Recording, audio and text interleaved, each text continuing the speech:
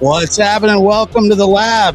Good to see everybody. I'm your host, Joshua Diaz. Always nice to see you. Happy Thanksgiving. If that's your cup of tea. I love Thanksgiving. I don't like turkey that much, but speaking of turkeys, I'm just kidding. That was low-hanging fruit, Dr. Gary. Sorry. Can you hear me? I hear you. Oh, okay. I called you a turkey, but you're not really a turkey. More like a ham, like me. Yeah, I'm a ham. What's your favorite Thanksgiving food? You'll laugh if I tell you. Well, yeah. I have a thing for cranberry sauce. I think that's kind of common, actually. No, you don't understand. I could eat like an entire jar of cranberry sauce. Like just the sauce, like applesauce. It's not normal. Is it? I bet that I think that there are probably people out there just like that. I mean, I like cranberry sauce, but I don't have an obsession with it. But that's not a Thanksgiving food. That's like a side, right? I use it as an excuse to eat it. Yeah. Do you like cranberries just like the slices? No. I Do you just like cranberry sauce. Do you like cranberry juice? No. In fact, I'm repulsed by it. It feels like a watered down version of the delicious sauce. Anyway. Well, then now I am a little weirded out by it, but I just exaggerating. What about you? What do you like? You know, to be honest with you, I'm a ham and stuffing kind of guy. Oh. I like stuffing. I do not like turkey, dead or alive. The problem with eating a turkey is if you've seen one. Yeah, they're disgusting. Very hard to eat one. Did you ever look at a turkey in the face? I was attacked by a turkey about 3 years ago. Really? Really? I need to hear this. Tell me about it. I want to hear the foul tale of your being attacked by a so turkey. I'm leaving for work one crisp morning, and there's a bird. I didn't quite recognize what it was, but it was good size. I stepped out and I said, is that a turkey? And I took a couple steps towards it and I said, oh, it is. Hey, little turkey. And as I was walking by it like stood up on its like talons and like started flapping, going, Rah! And then I ran inside and then slammed the door and hid. I was looking out the curtains. But yeah, he had to go at me, man. He was not happy. He was in my yard too. Well, they're pretty territorial, but they're not the meanest birds. The meanest are peacocks. You ever been around a peacock? And did you ever hear them shriek? No. Peacocks are terrifying. I don't understand the association with peacocks, and beauty. Like, I don't understand that. They're terrifying. Like Yeah, I don't like birds. Nightmarish birds. Yes, there are some pretty scary birds. I saw a bald eagle one time, and it was absolutely enormous. It was like when it was like I was out on the Trinity River, and it just came and was swooping down in the water, and it was relatively close to us, and I had no idea that they were the size that they were. No clue. Oh yeah. Yeah, it was like it had to be. The wings had to be 6 feet, at least. Yeah.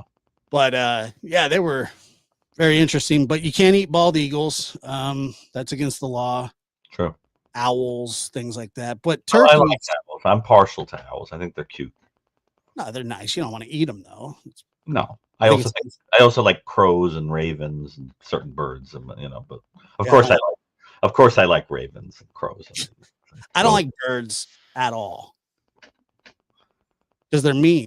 I've been attacked by several different types of our fine feathered friends, several kinds. I think I like crows because they are so gothic and kind of stately and kind of and they have a spooky kind of tone to them. I like what did Poe say about the raven? His eyes had all the seeming of a demon's that is dreaming. Right, that's kind of what they look like. Yeah, that's when they stare at you. I love them. Anyway, moving right Now that Well, we've had our ornithology lesson for the, yeah. Well, happy Thanksgiving. Are you getting together with the family? I am indeed, aren't Yeah, you? yeah, yeah. No politics this year, or it will be like Lord of the Flies. Well, I don't care about politics anyway, so Good. That's I very important. I don't care if it's like the Hatfields and McCoys eating together. Like, you just don't talk about it. yeah. Put it aside. It's not. Yeah. It's hard enough getting together with your in a tight space with your family. Yeah. But I Uh, just think it's important to like purposely try to see the middle ground this year. yeah. I think that I don't know. We all there's usually I can stomach my family for quite a while until um I don't know, till my uncle just, he starts in with his nonsense. One time, I'm not even kidding, and I think there could be a repeat of this year. My uncle, who is perpetually a single male, for good reasons, my sister has a client who's in her 80s, and my uncle's like 53, 54. He hit on her one Thanksgiving, and she squirted him with a squirt bottle to because I say, here, just squirt him with the squirt bottle and tell him to stay away from you. And she really did. Sounds like a episode of the Jerry Springer Show or something. Yeah. Well, apparently everybody's gonna be back. Last year, there was no there was no meeting. But this year it's happening again. And there are people, I've told this story when it happened, and I'm sure there are people in the chat that do remember when this happened, and I have a feeling that it's going to happen again. So be on the lookout for that. I'll try to record some of it, because I know that people are fascinated by the. Yeah, there are people that do remember this, but it was a terrible, terrible situation. Pretty, Anyway, pretty. Anyway, so what's going on in the world of true crime that's interesting? I saw the Susan Smith getting denied parole. That to me wasn't much of a shocker. What about to you? I think that in cases like that, when you examine them closely, one of the things that I think figures into the judge's logic is whether the inmate is old enough to have more children. I think postmenopausally, it's easier to get parole for a crime like that. Like, for example, serial killers that are mothers who repetitively kill their own children, like, Munchausen's cases, or cases of attention seeking through killing the children and saying that they died naturally, like Mary Beth Tinnig. Mary Beth Tinnig was given parole a couple of years ago because she was basically because she was beyond the age to have any more children, so she couldn't reoffend. So basically, the thought process for like the parole board would be, well, she only harms her children. She can't have any more children, so she's not a threat anymore. I mean, I'm just saying, I think it figures into some people's logic, No, right? I'm sure it would. Yeah, because I mean, I kind of look at it differently, because I mean, I'm always just of the type, and I guess I'm just harsh that way, mostly probably because of my experiences in life. But I really feel like, when Susan Smith's children can come back, she can go free. That's how Mm, I always feel right. about it. But She's pretty scary, Have you, like, our eyes are dead, It's kind of the fate. anybody, And anybody, yeah, her anybody. eyes had all the seeming of a demon's that is dreaming. And don't you think she's got a kind of an emptiness that sort of creeps you out with the phony Yes. crocodile tears? But people forget that she was a victim of horrendous abuse herself, and the whole idea was that she had this proclivity to kind of over evaluate how necessary a male figure was in life because of that abuse by a paternal figure. And the idea was that the man she became involved with didn't want kids, so she thought if she eliminated her children, he might want her. And so it was like an elimination murder, as I would call it, right, where the goal was a romantic relationship. But her pattern over time, including in jail, shows that she continues that kind of need for a romantic connection, a rescuer, I guess you'd say, but a person that you can lean on all the time emotionally. I think it's part of her, you know, nature. And so I suppose that creates risk for eliminating any, but of other people. But it did seem that the children were, Well, unique targets in that situation. and then I also saw that Koberger and his team were fighting to take the death penalty off the table and also suppress a lot of uh, evidence that they said was collected, illegally or unconstitutionally or whatever. And that seemed to. What else are you going to argue? Oh, And no that, question. I mean, that's their job. I get it. I get why they're doing it, but that was denied, and now he's facing the death penalty by firing squad, which is it's one of the options. Yeah. Well, it's as I said on Chris McDonough's show, the Interview Room. It's a good leverage tool for getting somebody with a colossal ego potentially to talk. Because you say, if you're not going to live to see your story told, and people are going to tell the story in a way that bothers you because the details won't be there, and we know if this guy's found guilty, he's going to want to yap and boast. I mean, and wind up in the criminology books, right? So the idea is, to basically say to him, like, wouldn't it be better for the information to come from the horse's mouth, But my guess is he's going to try to go, free. And then if it doesn't work out, probably talk.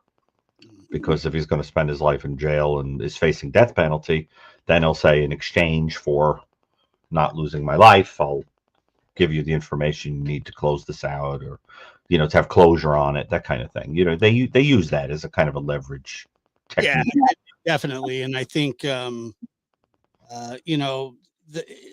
far as the death penalty is concerned, I have thoughts about it. I don't feel that it's evenly distributed. I don't think it's used fairly. You know what I mean? I think that it's not a deterrent. Not much of one. I've seen cases where the main perpetrator gets either a stay and the others don't, or it's just because it's left up to the individual states and stuff like that. Yeah. And then you have somebody like Nicholas Cruz who gets off death row or doesn't get sentenced to death because one juror says, well, I don't like it. You got 11 that say they do. So on and so on. And, like people like Nicholas Cruz, I think that those are the kind of people that the death penalty was created for. And so I go back and forth with that. Now, look, if Brian Koberger is the guy, I feel that he's guilty, but that's just my personal opinion. And we'll have to see at the trial. Like, I will be very interested to see all the evidence at the trial. But what he did, if he is in fact the guy, it's a horrendous crime. I mean, Right. punishable by death, and I think that that's fair. I mean, It's totally pointless, totally senseless, beyond some personal thing that was obviously projected onto these surrogate victims that probably came from somewhere else, being mad at women, ego wounds, whatever, feeling rejected. It's terrible. I mean, at least it seems like the motives were along those lines. But just to address some of the points coming from the audience, number one, let me be crystal clear that abuse in childhood is not an excuse for committing crime. It's simply that in order to understand this kind of darkness, we delve into the psychological, personality-based, and circumstantial factors that are present in a case. And in her case, abuse seems to have been at the root of feeling essentially inadequate and dependent, and the dynamic she had with that paternal figure. And for the rest of her life, she seems to have developed, dependencies on men, and for that reason, the dependency on the boyfriend that she wanted to have was so intense that she wound up eliminating the children. So that's the thing you want to kind of understand. It doesn't mean it's an excuse. It's simply just talking about the facts of the situation to make people that. But just because people are suggesting that. The other thing that came up in the audience was people saying that the death penalty is a kind of torture. Well, that's complicated because torture implies the protraction of pain on purpose. to increase the emotional or physical torment before allowing death. The means of execution used in the United States are designed to be fairly rapid, although an argument could be made about there being a slow death, let's say with injection that can be very terrifying emotionally, things like that. To be perfectly honest with you, I've never really been a fan of the death penalty. First of all, as a Christian and from a humanistic perspective, I have a problem with it. And I mean, don't forget the center of my faith was an executed man. And I mean, the symbol of the faith is an execution instrument, right? I mean, imagine we all walked around with guillotines around our neck or gallows or something. It would be very disturbing, right? Well, the cross is a mechanism of extreme torture. And but I have an issue with it on those grounds, and I have an issue with it that it doesn't deter anything. But I think people have a right to have certain opinions. I think if I were a family member affected by a crime, I could imagine saying, you know what, I want that closure, that kind of thing. I don't judge anyone for having an opinion on it one way or the other. I just personally, Yeah, would. I think that there's a, I mean, I'm there's a too lot, humanistic to have an issue to accept it. Yeah. there's a lot of mitigating factors that go into to those kinds of decisions. And like I said, I'm one of those people that think, you either use it evenly or you don't use it at all. And it really is just a really kind of weird how some people get it and some people don't, and on technicalities themselves, or because the governor decides one day, well, maybe not, And what so, if you have the wrong person? well, that, I mean, that's the major thought about it, is like, if you execute innocent people, like, one is, and it's happened, so uh It happened to that man on the cross. Well, but that's the thing, Josh. It's complicated morally. I agree. And like I said, as somebody who, the death penalty was something that was discussed even in my father's case, because back in the 80s, Yeah. California did use the death penalty. However, he copped a plea, but it was something that was broached. It never went very far, because of, he took a deal that was, 25 to life, which is kind of life, in the, who said this? It was Billy Little. You Mhm. know him from the Cold Case Foundation, and he a judge and a prosecutor, and he even did defense. And he said that 25 to life in California is a life imprisonment on the installment program. You come up for parole, you get denied. You come up for parole, you get denied.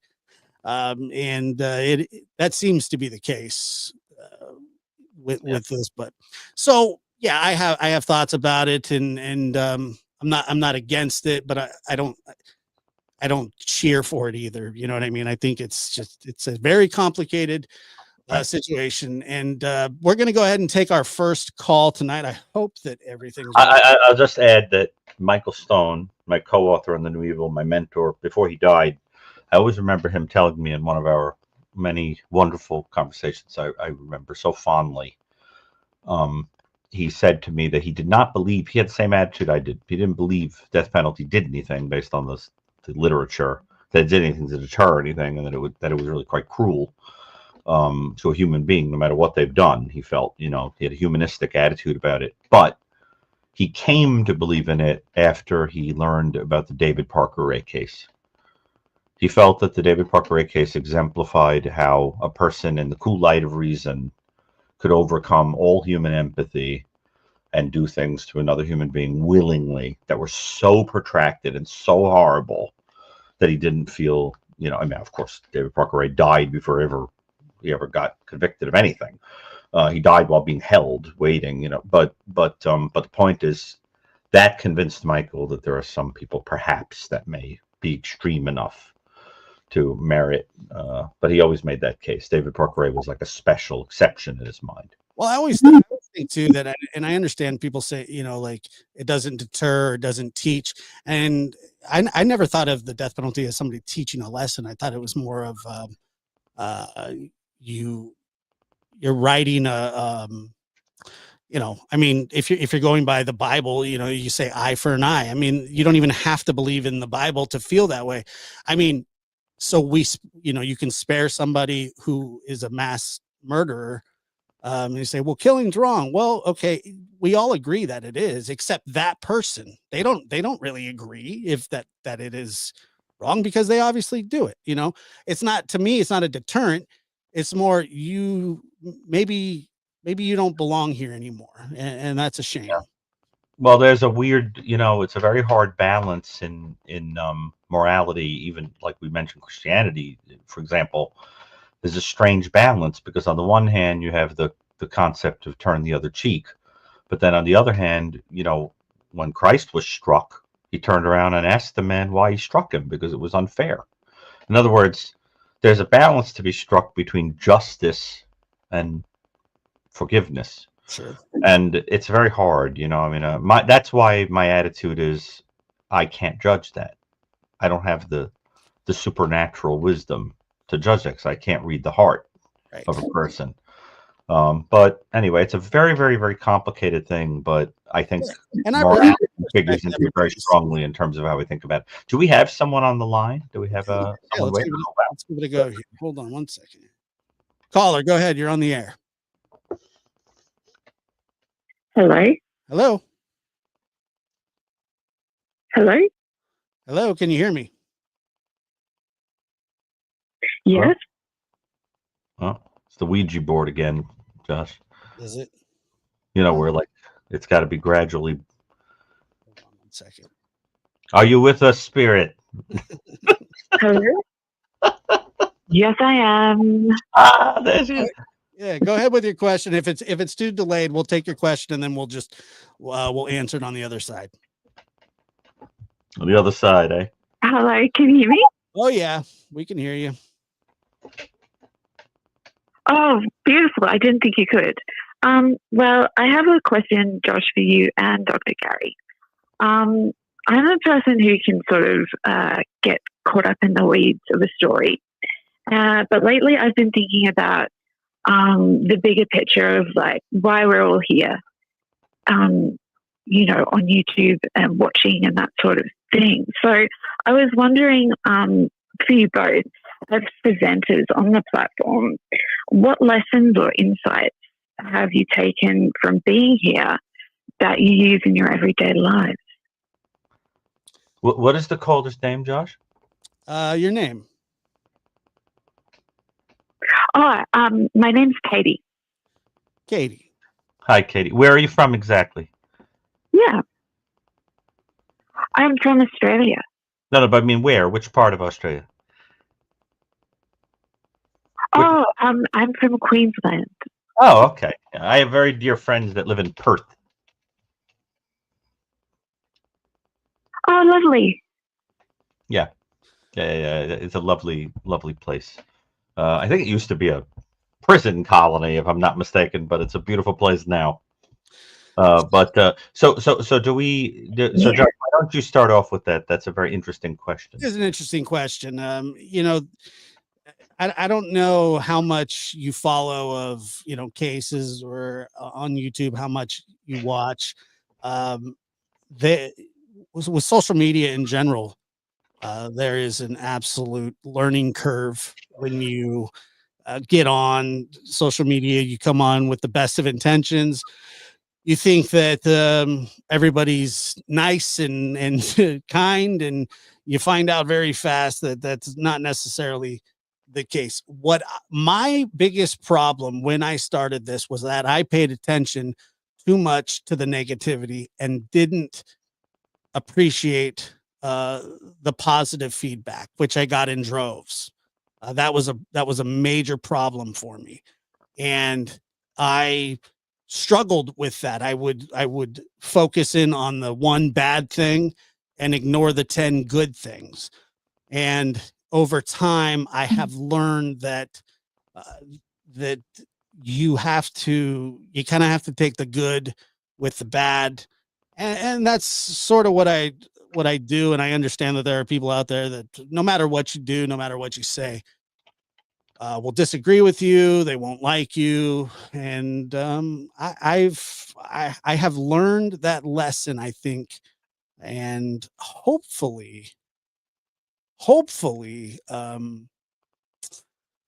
put that to use even in my daily life. One thing that I have one thing that I think of all the time is I got to remember that I shouldn't care about people's opinions of me, that I wouldn't ask for their advice in any situation.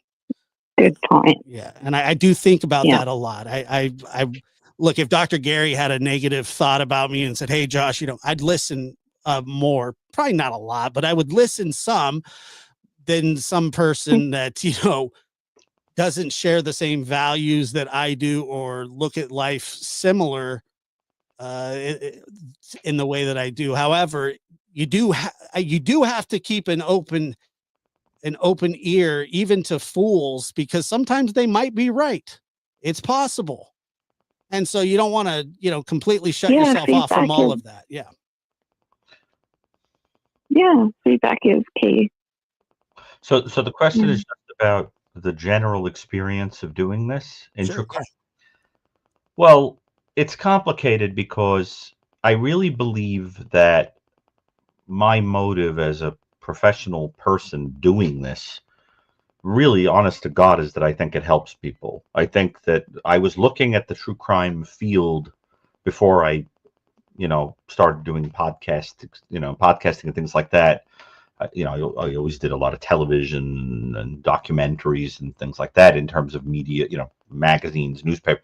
But this is very different. I started to do it partly because I felt that the field was inundated with people who didn't really have professional training, but who were interested in a kind of dilettante kind of way, talking about true crime. And then what I think happens, like a Jungian inflation, they kind of forget that it's just an amateurish endeavor. They start to think that they should actually be involved in cases, insert themselves, that their opinions are like gospel, that, some of these strange conspiracy theories, and I have to tell you, like with any news, you should be careful what you listen to, right? You have to remember the source. So I got involved in it because I saw that people, like members of the Cold Case Foundation were getting involved, and it was sort of upping the quality of some of the work that you could see in these places. And I liked that. I thought that was good. I think it's hard because I am a person who I think has a very authentic heart. Like, I am what I am. Like, this is it. This is me. And what happens is that if you have like 80,000 people watching a podcast, there's always going to be like 4 or 5 in that bunch that just don't like you or don't agree with what you say or interpret you in a kind of weird, paranoid way, or just for whatever reason have to be contrarian because they think that it makes them intelligent or smarter than you or something like that. And that is, when you first encounter it, painful, like for a little while, because you don't understand it. It's a kind of weird bullying thing. But then what happens is you plug on because you're helping more people than you are upsetting a couple of bad apples. And then what also happens that I like is that the people who appreciate what you're saying, who know where your heart is, kind of wash out those people. Like, they tell them off, or they get blocked or whatever, and that's the end of them. And I think it's good because when you introduce professional people in, then I think it changes the caliber of conversation, because you're talking about people that, if you've worked with hundreds of offenders, your opinion on the potential motives of another offender has a lot more weight than if your background is that you have like 5 tatty, mass market true crime books on the shelf, and you've watched a couple of Netflix series, that kind of thing. And I mean, I don't know how else to put it. I mean, that's not training. And you understand what I'm saying? So I think, and that's why, Josh, what I like about you, absolutely. and Josh is very good. What I like about Josh is somebody that likes to have people on that are professionals, and he listens to them. The goal is not to outwit them or something, or tear at them or something. And I also think something else I like about Josh's attitude is I feel that sometimes he stands up for people that have been pilloried by the public a little too quickly. He shows support for people where he says, maybe you're wrong about this person. Let's hear their story, that kind of thing. And I think that's beautiful. I love the call-in shows. I think they're a great support to people. Obviously, this is not, psychotherapy, but I think it's a support, especially to people who've experienced violent crime that want to share about it, or that have really interesting questions and thoughts like you do. So I love the spirit of your question because it's unusually empathic. I'm not a person that gets too many people asking me how I feel about things. My answer to most people who ask me how I am is, I have no idea. I haven't thought about it in a long time. So I think there is something very beautifully empathic about the question. And I can't tell you how much I appreciate that you would even think about something like that. So what made you wonder about that? Yeah, I was wondering, are you like looking to run a channel, do a channel? Or...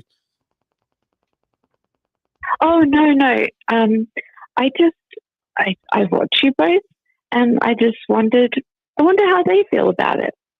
Yeah. Well, it's very empathic of you.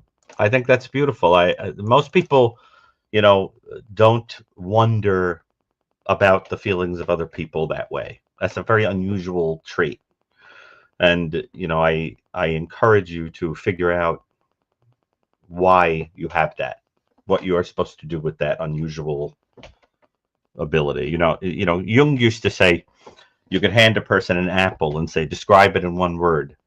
And most people will say it's round, it's red, it's a fruit. But every once in a while, you get someone who says something like about what it tastes like, because they're introverted and they think from the inside of the apple. And those kind of people are very unusual and special, and they're necessary, especially in forensics, because people like that are the ones who are best at imagining themselves into the mind of an offender. And that's a very, if you possess that quality, use it. It's quite rare. So I appreciate that about you. I hope you notice that in yourself too. Oh, thank you. I appreciate that. Absolutely great question. I appreciate you calling. Thank you so much. Yeah. No problem. Thank you. Have a lovely evening. Take care. Oh, that was a nice call, Jeff. Great call. Let's just let's keep it rolling here. Let's see. Caller, go ahead. You're on the air. Where are you calling from? Hi, I'm calling from Las Vegas. How are you? Sin City, doctor. I'm well, thank you. Dr. Gary, we had a mass shooting here several years ago by a gentleman named Stephen Paddock. Oh, yes, I know it well. It was the worst mass shooting we've ever had. Okay. Yeah. Yes. And here's what I'm bothered by, and I wonder if you could give some insight. There's several theories floated around his motive, but the FBI says one thing, the local Metro PD says another, and nobody really seems to know why this man did what he did. And it just so bothers me, as I was affected personally by it. And I'm wondering what you think, Dr. B. Well, could you tell me what you mean when you say that you were personally involved, personally affected? Yes. So I was actually there the night before. It was a 3-night concert. Mm-hmm. And I was there the night before, and we had actually wandered into the Mandalay Bay and had spent some time there, playing and goofing around. And we were supposed to go the next night, but one of my friends didn't feel well, and so we just decided, we did it one night, we're good. And I think to myself, all the time, wow, that could have been me, It's scary. Right. That's awful. Did you know anyone who was killed in the No, tragedy? not killed. I do have a friend from work that was injured, but she's okay now. Oh my God. Well, that killing, when you think about the number of people who were killed, um, it is breathtaking. It is the worst, as I mentioned, the worst mass shooting in American history. Let's hope no one tops it.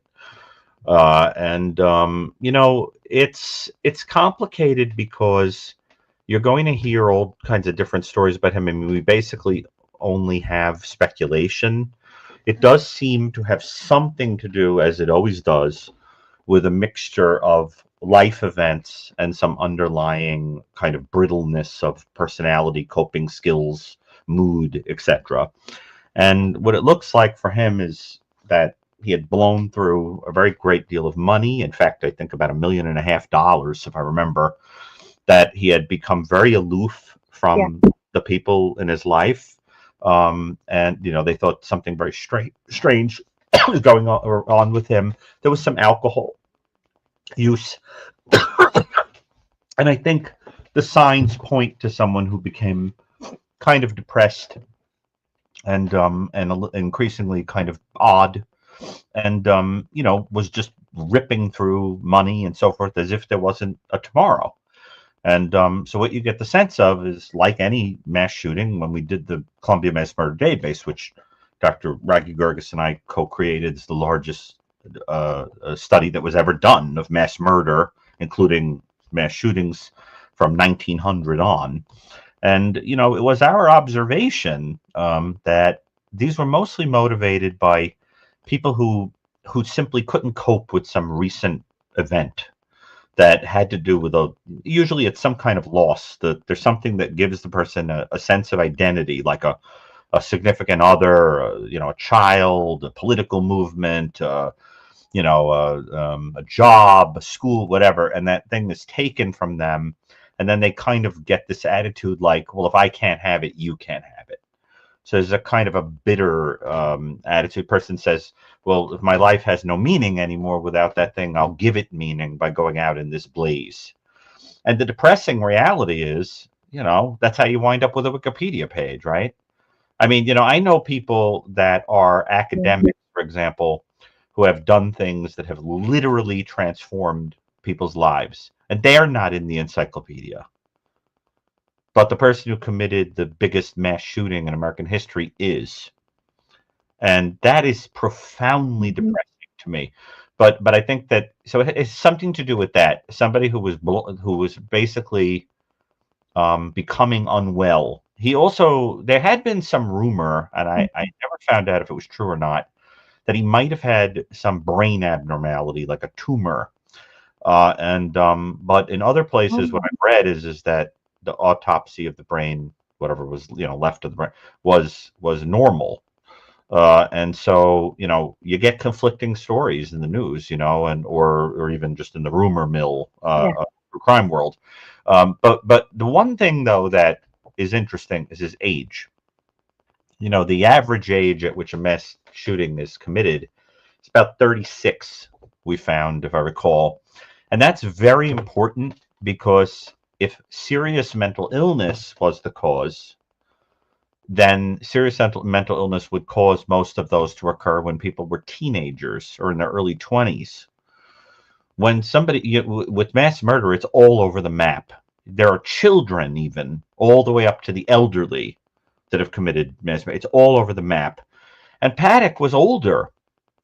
And, that suggests to me that, that's older for a mass shooter. And, so I just think that's got to figure in some way into this too that we don't know about, because it's so unusual. They are generally all over the map, but that is kind of like if you were to make a bell curve, it's a little late. And there's something to that, but I think he took it to the grave. I mean, we're not going to know, but I would be willing to bet that there was a proximal event that made him feel hopeless, that his life had no more significance, and it was crashing into some more chronic thing, like being depressed or isolated or whatever. When the two come together, boom. Do You know, you that's how it tends to work. Yeah. do you somehow feel since you didn't show up that day, do you somehow feel guilty? I was wondering the same thing, Guilty, but also like I cheated death. Maybe I could have cheated death. It's just such a strange, bizarre feeling. And that's something that sticks with you. I have lots of different conflicting thoughts. Yes. Mm-hmm. Yeah. Well, remember, no one really cheats death. You just kick it down the road. That's a I good mean, point. if death doesn't get you, in a car crash, it'll go chasing you up a tree with a hacksaw. It'll do whatever it needs to do. But the point is that if you're given a little extra time, you should ask yourself why. And that's Yes. very important. To think about. All right, what am I supposed to do with this? Well, also, even if you were there, that doesn't guarantee that you would have died either. Right. True. I mean, your chances go up. It's just very confusing to me. Yes, you're right. And I mean, I'm thankful that I wasn't there, but Absolutely. Yeah, the whole thought of what could have happened, and this kind of thing, and could it have been me instead of someone else. Like you said, the guilt, and then the thought that they still don't know 7 years later exactly why, and I guess that really bothers me. That right. There's no letter, there's no note, there's nothing. Well, one good thing, because there's always something good that comes out of every terrible thing. One good thing that came out of that horrendous event is that when they brought all those victims into the emergency room of the hospital local to the shooting, there were so many people injured that the doctors needed to come up with something like off the top of their head to make it possible to put people on breathing devices.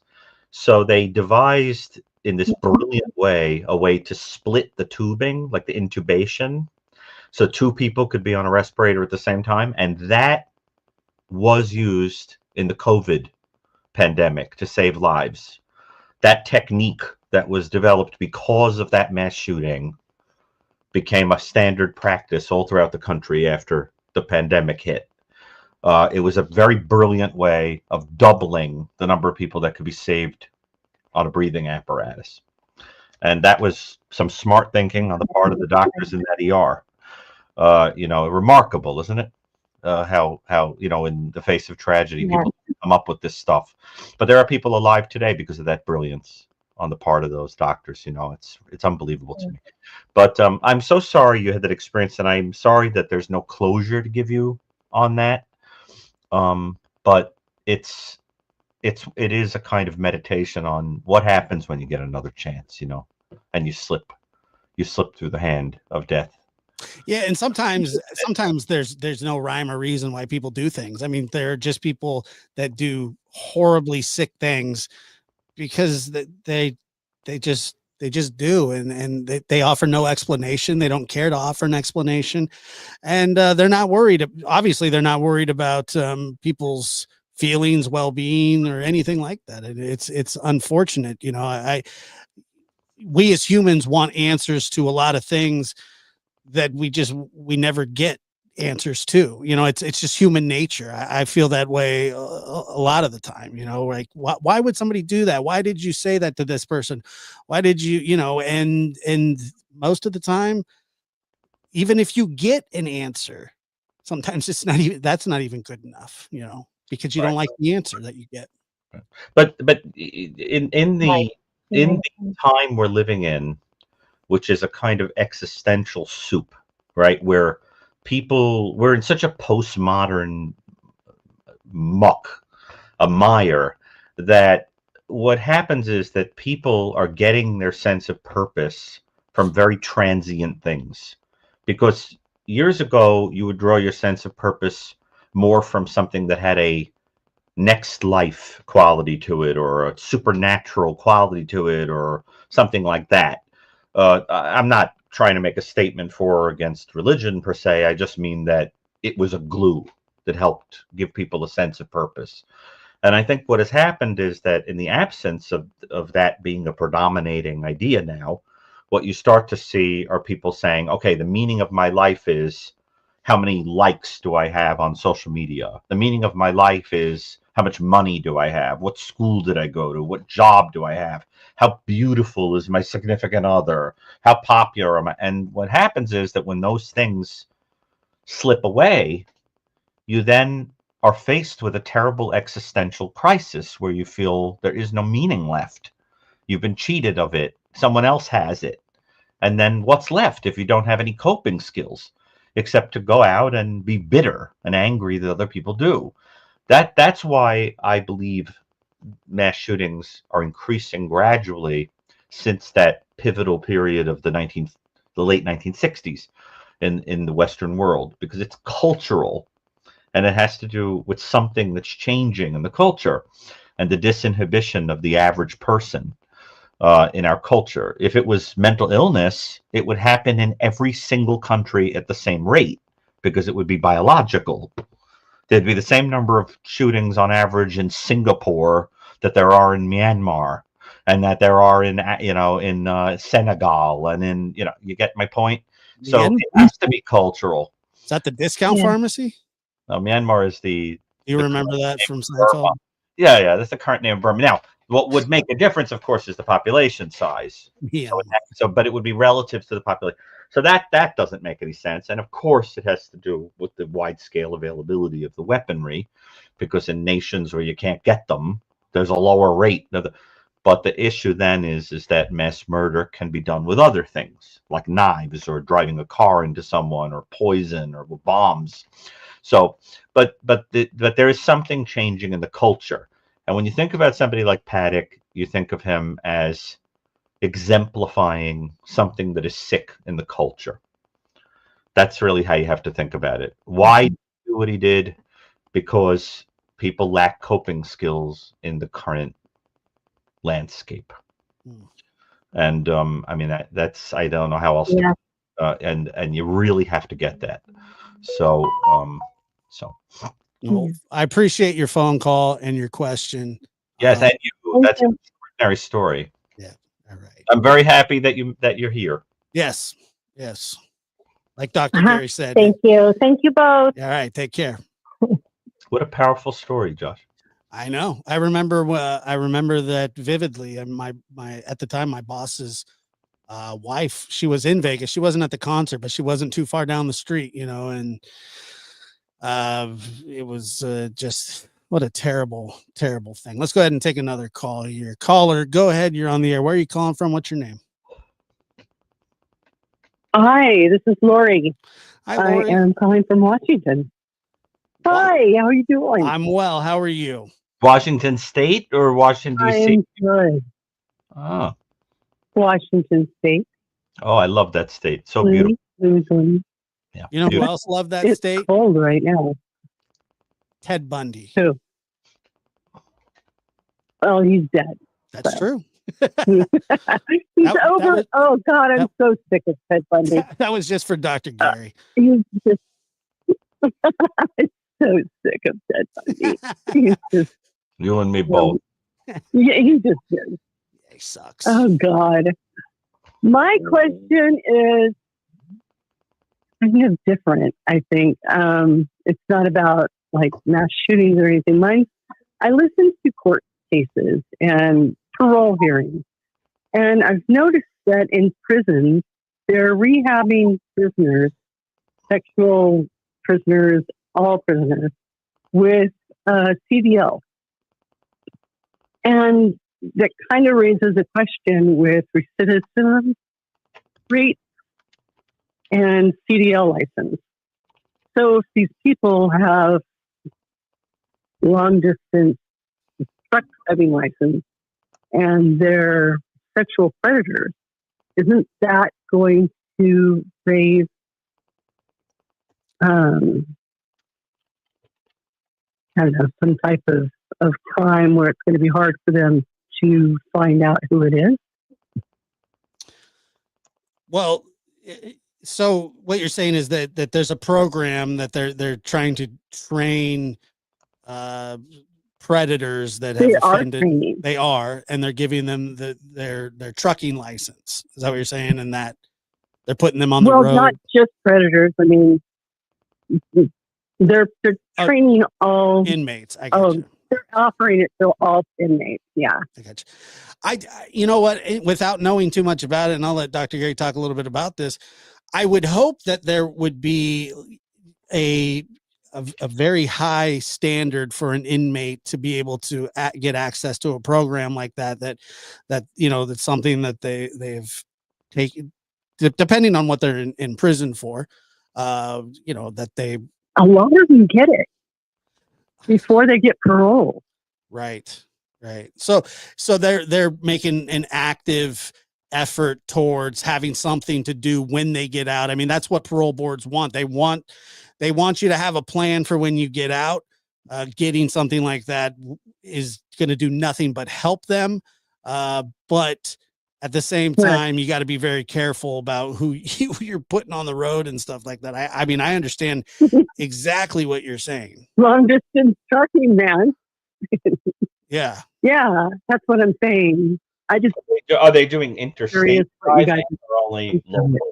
Yeah, is this interstate or is it local delivery kind of stuff? I don't know too much about this program. It's long distance, so it could be interstate and local.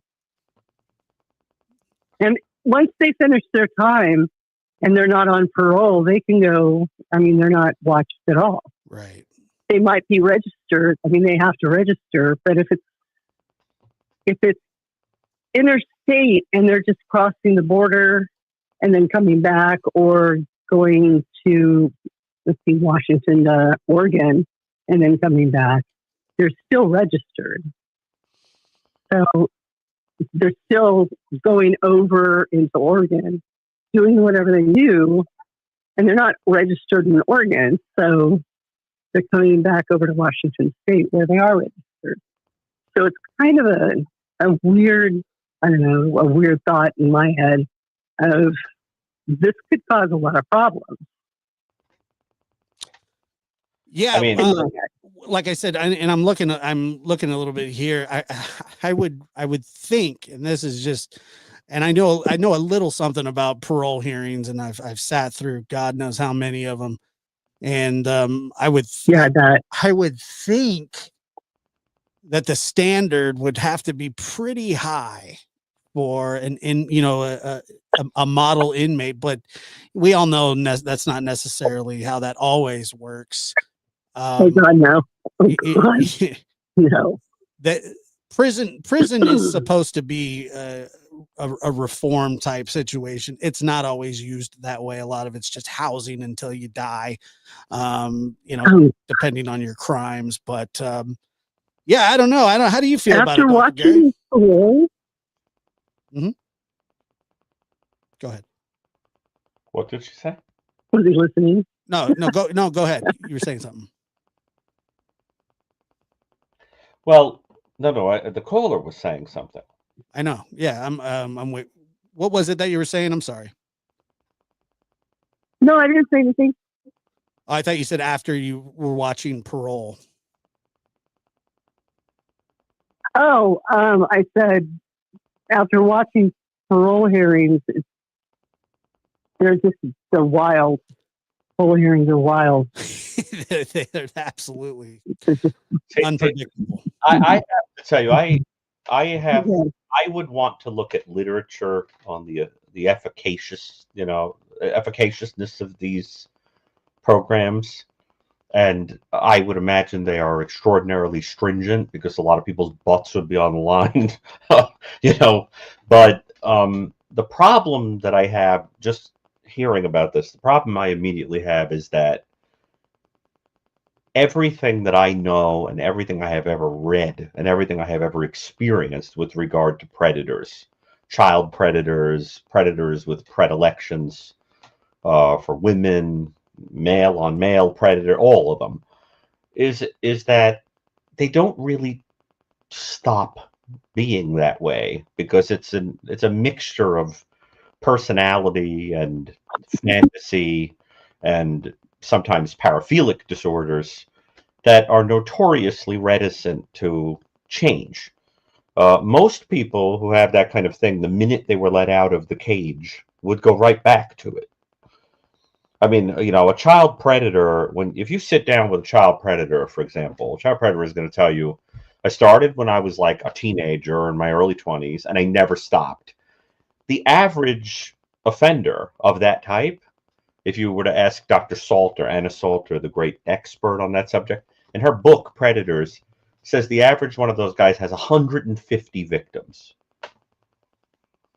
150 victims, with the average age of the first victim being 3 months old. 3 years old. 3 years old.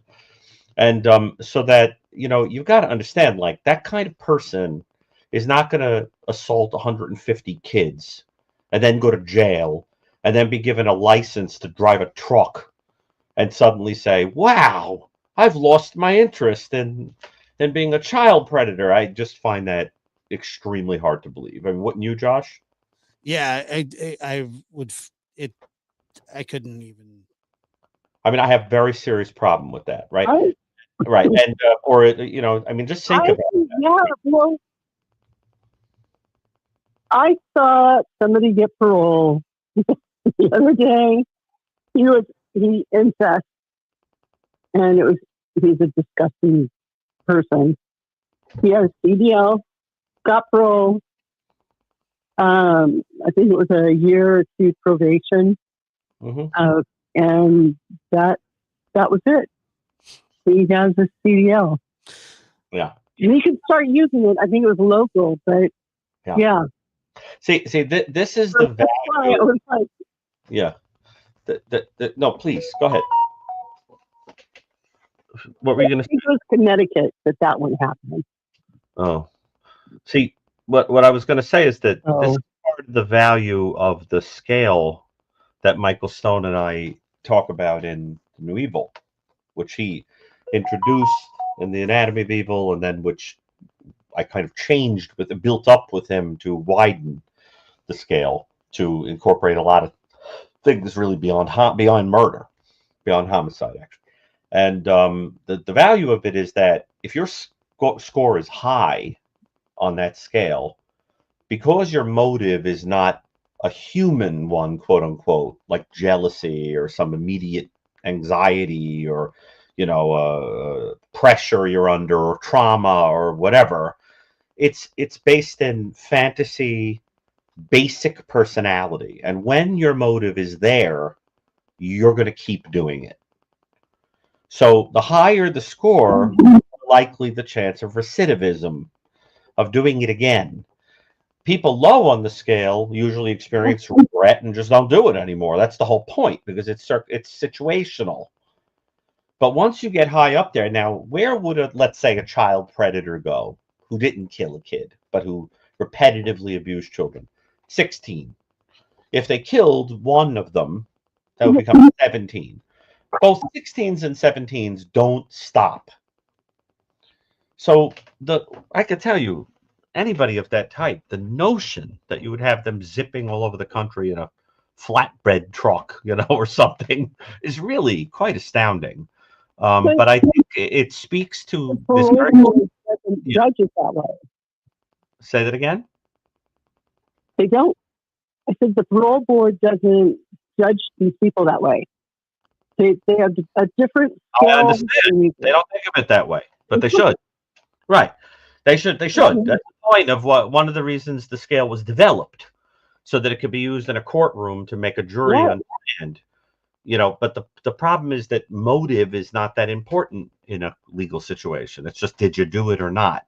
But the motive matters enormously, because the idea is that if a person is motivated that way, then letting them out has enormous consequences. Enormous consequences. You could save people by not letting such a person out. And so it's a little horrifying to me. And I think it has to do with this weird, you know, Foucault-like kind of thing, where there's this movement towards trying to view everybody as sick instead of viewing people as having moral collapse, and trying to view everybody through the lens of rehabilitation and whatever. But moral issues in, let's say, like a sadistic killer of children or assaulter of children. Yeah, sometimes there's a biological element. There could be personality disorder or whatever. But at the end of the day, these are people who know what they're doing, that make a moral choice. What are you going to do? Cure that? Trust the person when they say, yeah, I'll just drive the truck. No problem. I have an issue with that. It's a kind of a false compassion. Yeah, well, You have more sympathy for the person who gets beaten up. that's what I think too. Is that I mean, than the beaten up. Yeah. You would have to think that they would take their crimes into consideration before allowing them. I can't imagine they don't. Yeah, because like people that are on the registry that are offenders like that have to register every year and stuff. You have to know where they live. You have to know what they're doing. They have to introduce themselves to the neighborhood and all that kind of stuff. And they go as far as to have created a website to put these people on, to have other people stay away from them by being able to publicly access their information. They have no privacy. They have no anything anymore. They've lost all of that. So not only can you find out who they are, and they basically are telling you to stay away from them. And, I can't imagine. I would be 110% against anybody that has offended in that way to have any kind of access to the road, and where, just kind of, floating off into the, the atmosphere somewhere. I mean, these are people that need to be monitored. They need to be registered every single year. And, so well, they are. Well, they're supposed to. They don't always. Yeah. Well, yeah. And I don't think they have to introduce themselves to the neighborhood either. Because there was one living around the corner, and I didn't know that. I think that they're supposed. Am I wrong, Dr. Gary?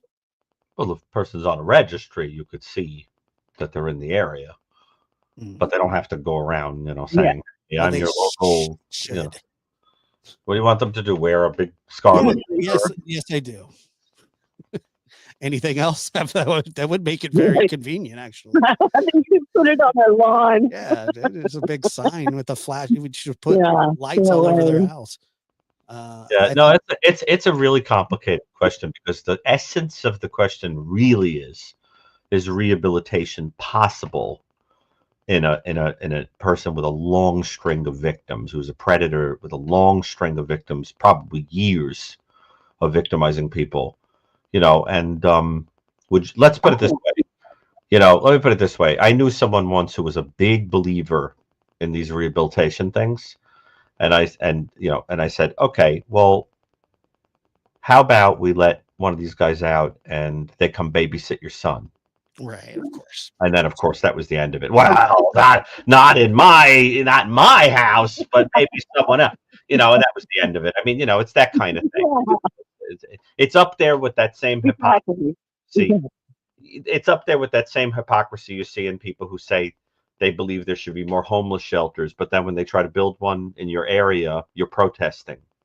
Yeah, you don't want the homeless shelter, your property value, or you think it's going to increase crime, or you have some, animus toward these people for whatever reason. It's a fascinating little thing to when you start paying attention to the hypocrisy of which humans are capable. It's quite remarkable. But that's a very interesting call. I'm going to look into that, because to be honest with you, I hadn't quite heard of that. I was just reading a little bit about it. I mean, it's a thing.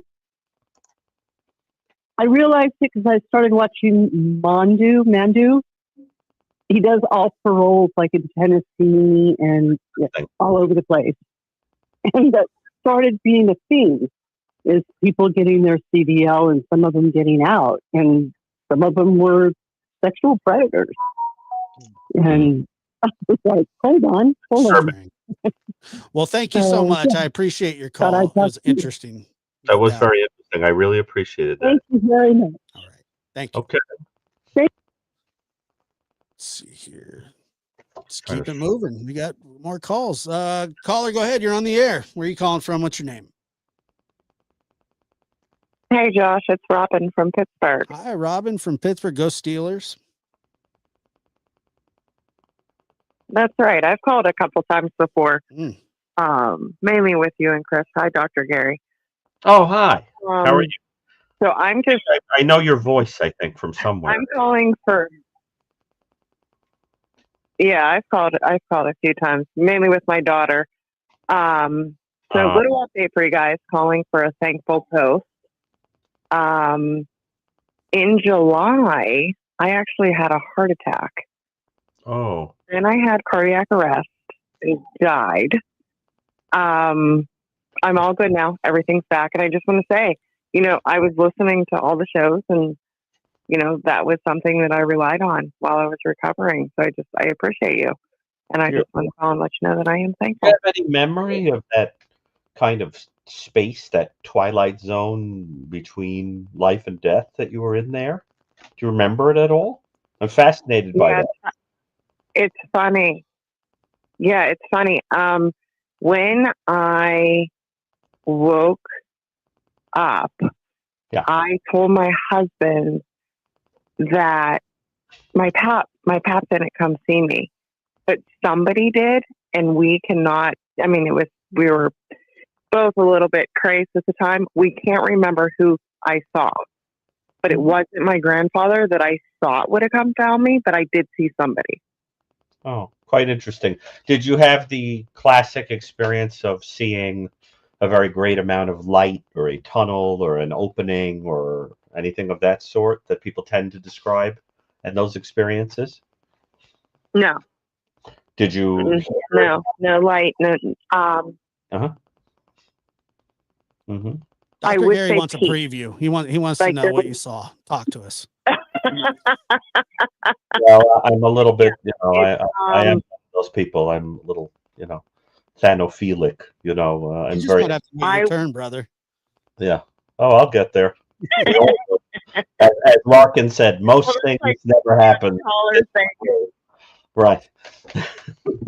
No, but did you have the experience of feeling Did you have the experience of having a very great sense of peace?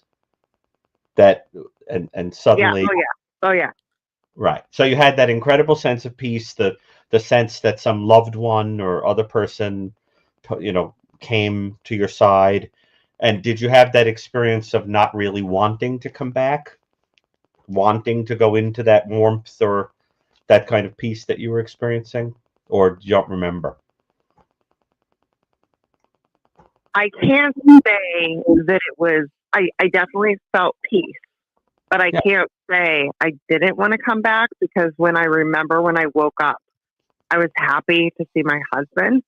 Mm-hmm. And it was almost like it was like I was fine. You know what I mean? Like, I'm fine. Mm-hmm. And it was like somebody was with me, and I just don't know who that was. Yeah.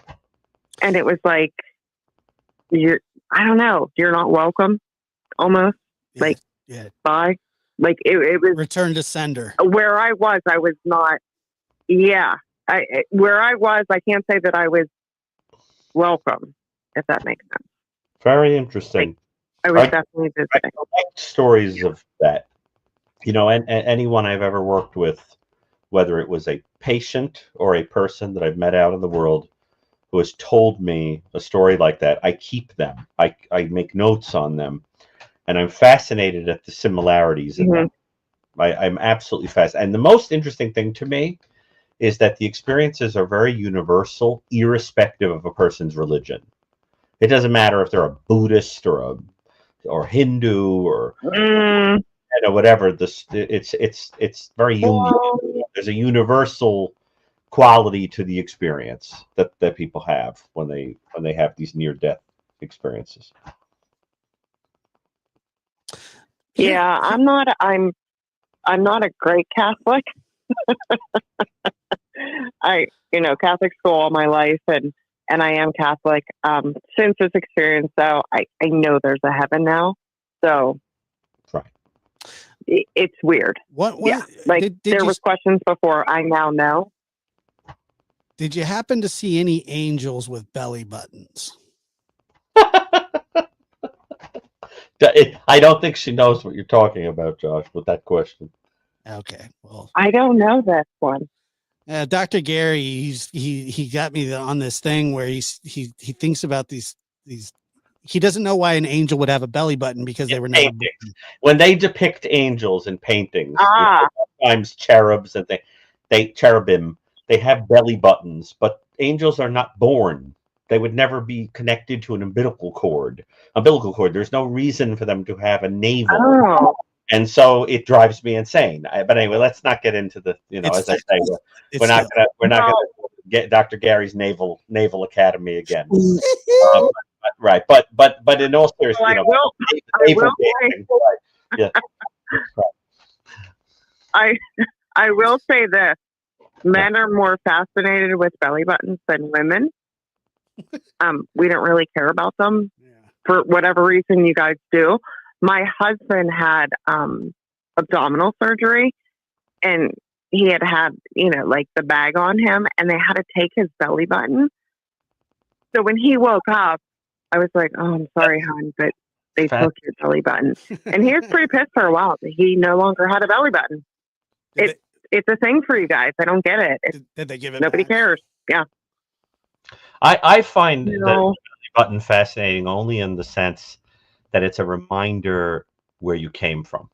It's a reminder that there was a time when it's not possible for you to be alive without your connection to your mother. And there's something about that one could meditate on in an interesting way. But regarding the angel thing, I mean, that was started out as a humorous comment, and then it became kind of like an obsession. And then we had way too long of a. We also talk about really weird things like what is the plural of Yeti, and things like that. These strange things come up when you get delirious, because you're talking about true crime too long, I guess. But in all seriousness, did you have a question? Before you talked about the near-death experience, what was it you had in mind to call about? What did you want to ask about? Wait, I was recovering. We've been badgering her. She just wanted to call in and say hi and that she appreciated us. And then, beautiful. You brought up belly buttons. Yeah. Again. Well, I'm going to write down your story to include in my little collection of, where I compare people that have had those experiences. But, Freud used to say that life was about two doors that we stand outside of, knowing nothing about what's on the other side. One is the door to our parents' bedroom when we're little kids. And the second is the door to death. Yeah. Meaning the two fixations would be on, life, creation, the libido, and death, the thanatos. And, it is true when you think about it. Those are the two real great mysteries, right? At the end of the day. But I personally am profoundly interested in the question of what happens when people, pass through whatever membrane, separates us from the other side, if there's another side. And those little glimpses are really very interesting. And your story was completely consistent with many I've heard, including the mysterious visitor that comes. That happens very often. And that's what I think. I was a visitor. I didn't. It's weird. Like I didn't feel like welcome, but I didn't feel like. But I was at peace. It was very, very weird when I came back, and I, of course, didn't know what happened. My husband's like, you had a heart attack. I'm like, no, I had a stroke. Well, they try to attribute everything to physiological causes. The reason you see the tunnel of light is, this pressure on the part of the brain that causes, you in the optic nerve, you see this little, shrinking little tiny dot of light, and you think it's a tunnel, that kind of thing. There's always little stories. that people come up with. It's interesting. That reminds me of today's little Dr. Gary oddball fact I'll teach you that I think you'll all find interesting. Do you know why certain animals and insects fly toward the moon? Like moths and bats and things. The reason is that they think the moon is an opening. They think it's like a hole in the darkness of the sky, like they're trapped in a bag or a cave. Like it's a way out. Fly out of it, yes. So they fly at. It's not like a radar thing.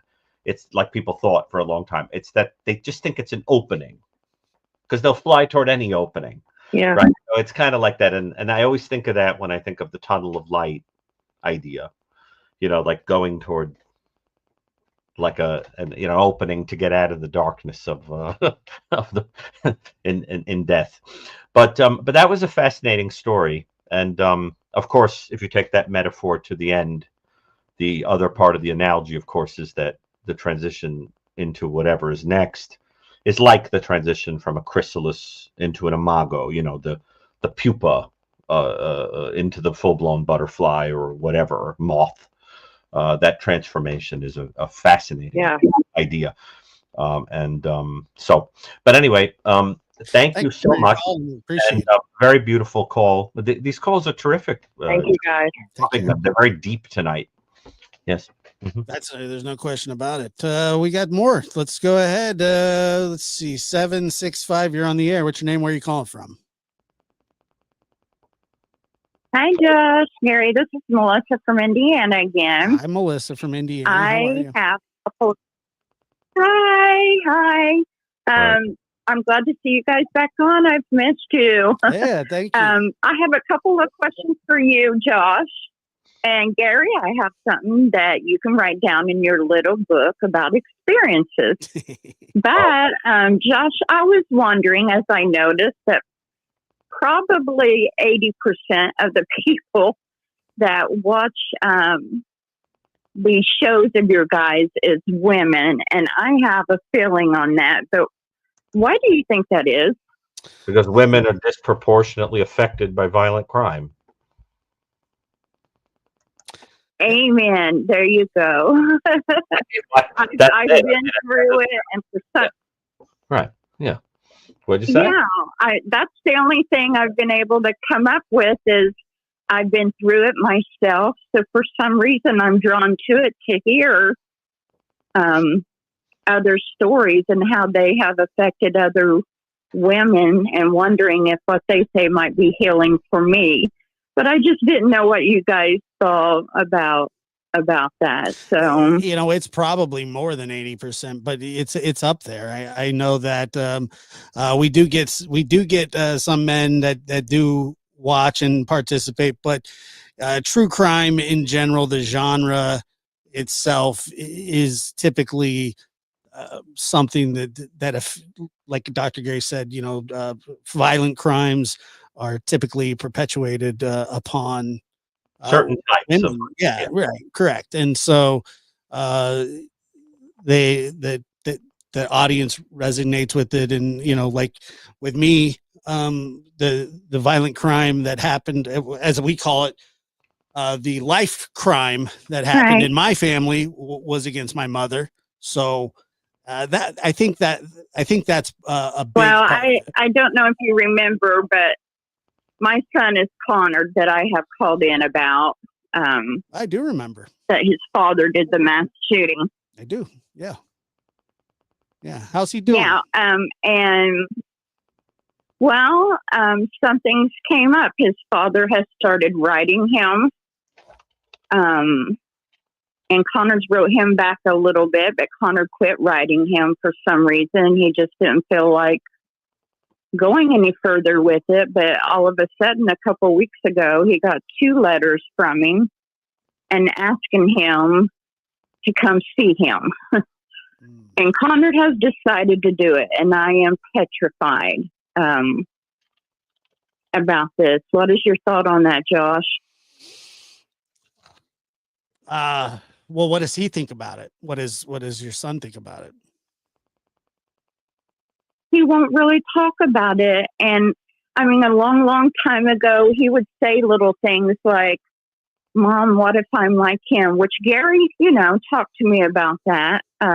He's not like and everything. I don't know if it's just curiosity, or if he needs to do it to find some way of forgiveness to him so he can go on, or what. But it's kind of like, and I hate to say it, but it's bringing back up a lot of memories for me, and I'm having anxiety over it.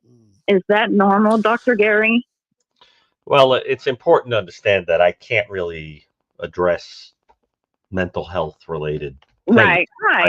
Because, I'd have to know a person as a patient to answer a question. But I would say general terms, what I think you want to bear in mind is, in my experience, children with parents that have done horrendous things there still is this kind of developmentally normal process of wanting to connect to the parental figure, no matter how horrible they've been, where you experience a desire, to keep kind of going back to the person and try. Now, some people are so hurt that they can't bring themselves to do that. They just can't. But in my experience, that's usually because of honoring the other parent.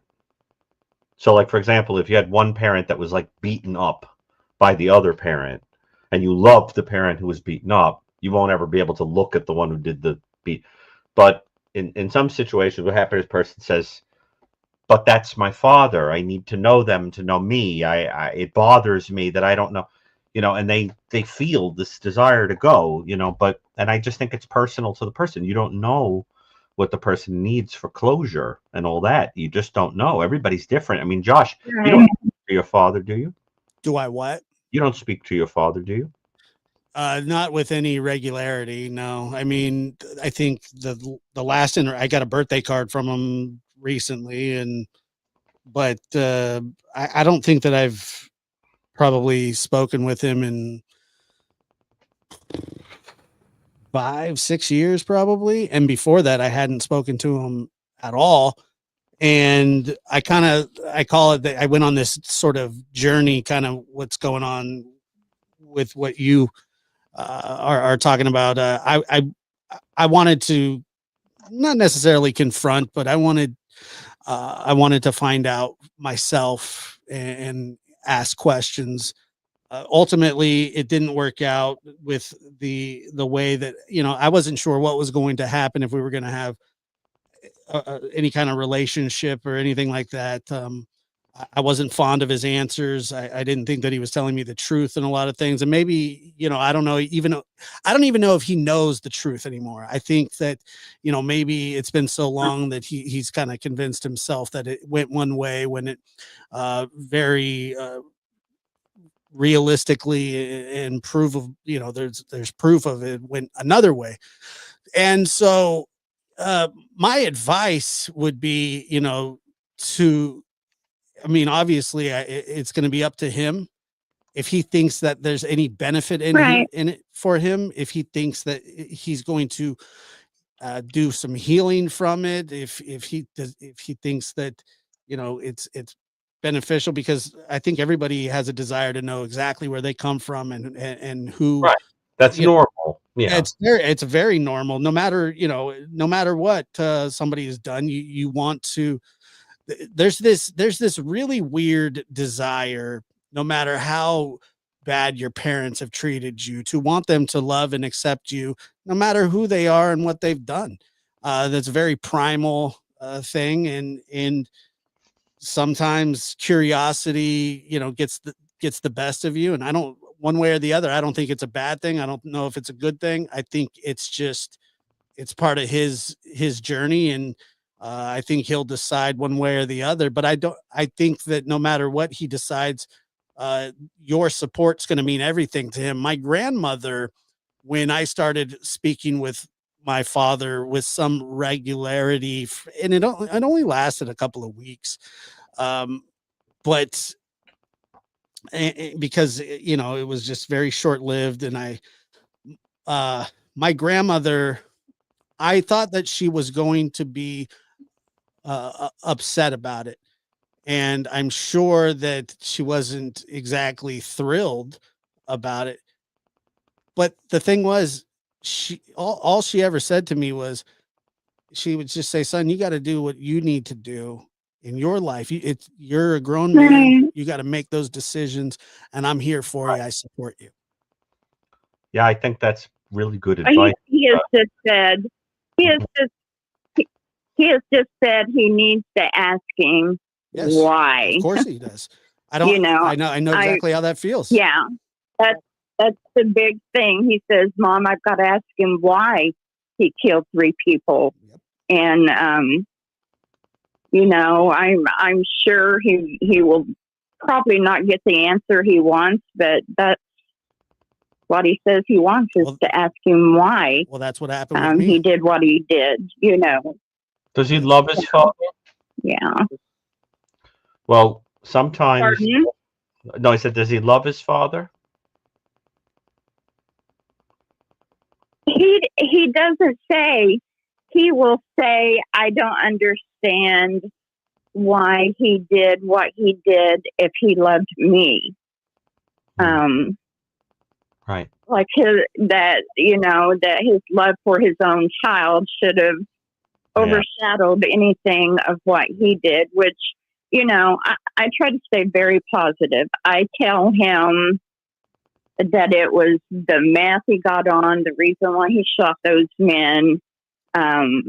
That's the reason why he did it. And I would not have married him if there would not have been some good qualities to the man. And there were good qualities. I tried to reassure him that. So, don't you see what you're saying? But what you're saying is, there's a very simple reason that he wants to talk to his father. He wants to know if his father loves him. And when you're haunted by a question like that, you've got to get it one way or another. It's sort of like when people ask me, why do you spend all day studying violent crime? Because there are answers I need to know. You have to travel into those terrible places to get what you want. It's like you have to trek up a very painful mountain to get something that only grows on top of it. The reality is that only his father could answer that question. So he's got to talk to him. It bothers him. Well, he's not going to stop until he gets an answer. And, do you ever sit around and wonder if a certain person loved you? It's like a torture. Back and forth in your mind. Did they love me or not? Did they love me or not?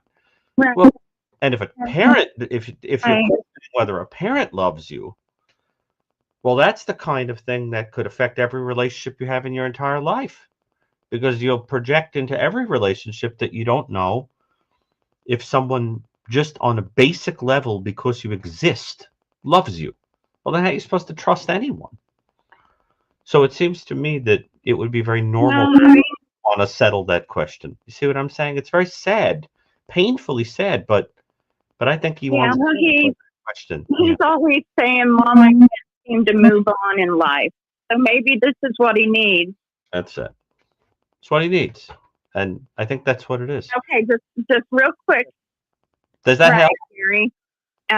For your little, it did. But that's where he's at right now. We'll find out how things go later. But so let me hear the story from my grandfather was. Yes, this is for your little book.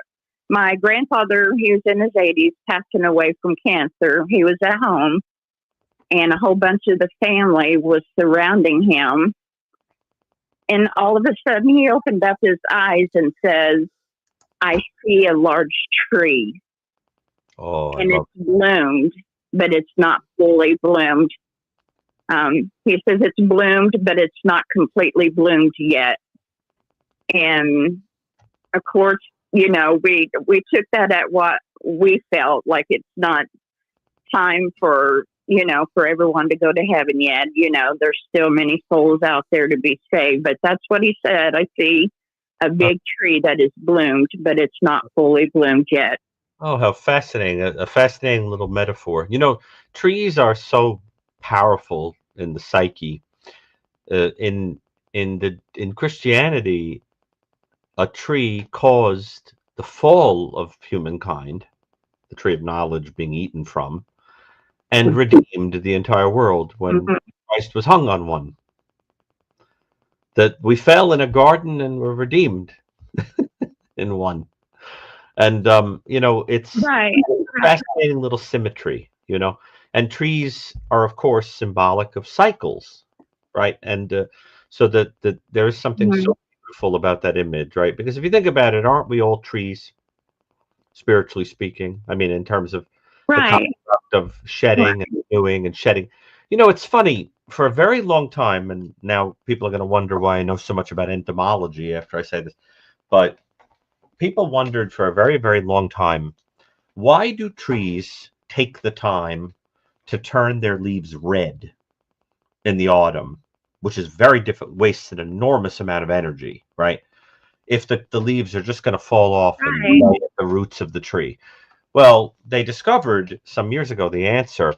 It's because the leaves of the tree are necessary to fertilize the roots for it to grow in the spring, to sprout again. It needs the energy. It needs that fertilizer. And to prevent insects from eating the leaves turn a color that insects associate with poison and danger. So evolution has worked it out so beautifully that a tree, just by its kind of, through the evolutionary process, has learned, quote unquote, to turn its leaves a color that will prevent bugs from eating them, and they fertilize its own roots, and then the tree can go on growing, for a long time. And those kinds of things are just fascinating to me. That beauty of that kind of artist touch of how everything works out. I love the idea that your grandfather saw a tree. One could think about the meaning of that for a very long time. It's very interesting when people dream of trees, for example.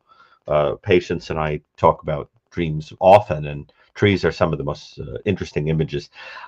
I did want to say, Josh, before we don't get a chance to, that I wanted to apologize to our caller who became upset earlier about hanging on the line a long time, and then felt that we were kind of taking too long with some of the calls and kind of wasting her time. And so I did want to reach out to that person and say, please do call back. And we're sorry about that.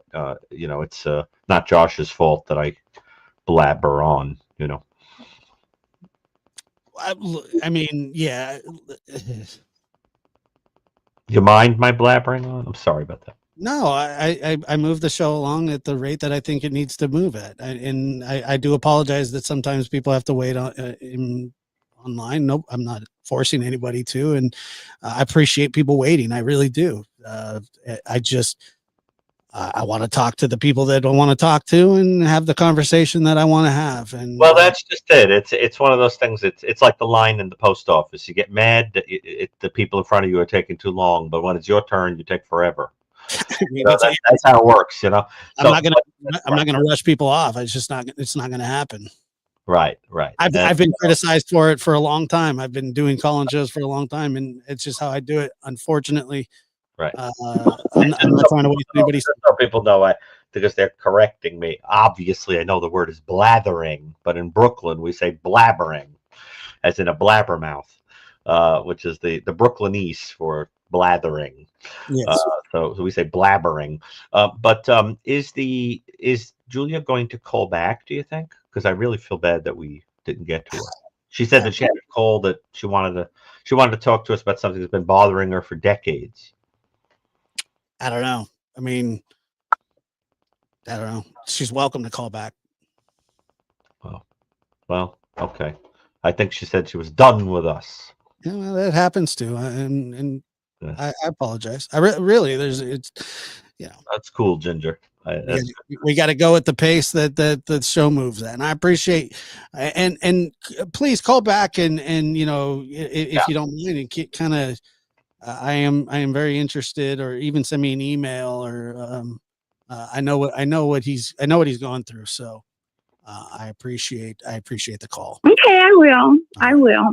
Yeah, I will do that. And Gary, just one more little thing. I'll make it real fast. I had an experience. I was really close to my grandmother at age 9. She passed away. my mother did not allow me to go to the funeral. And the only thing I can think is I wasn't able to get closure, but for a year, I had terrible, terrible nightmares of her being in the coffin in the ground, screaming, wanting out and everything. And a year later, and I'm telling you, it happened. It wasn't a dream. I sat up in my bed, and in the doorway was a bright light, and I know it had to be an angel, and he was carrying my grandmother. And she looked at me and said, Melissa, I'm okay. I'm in heaven. I'm all right, honey. And after that, I found peace. And just like I told the audience, nightmares again. So yeah, are you saying that because I told the audience I've encountered many, many people that have dreams like that when they don't have closure on a death? Right. Yeah.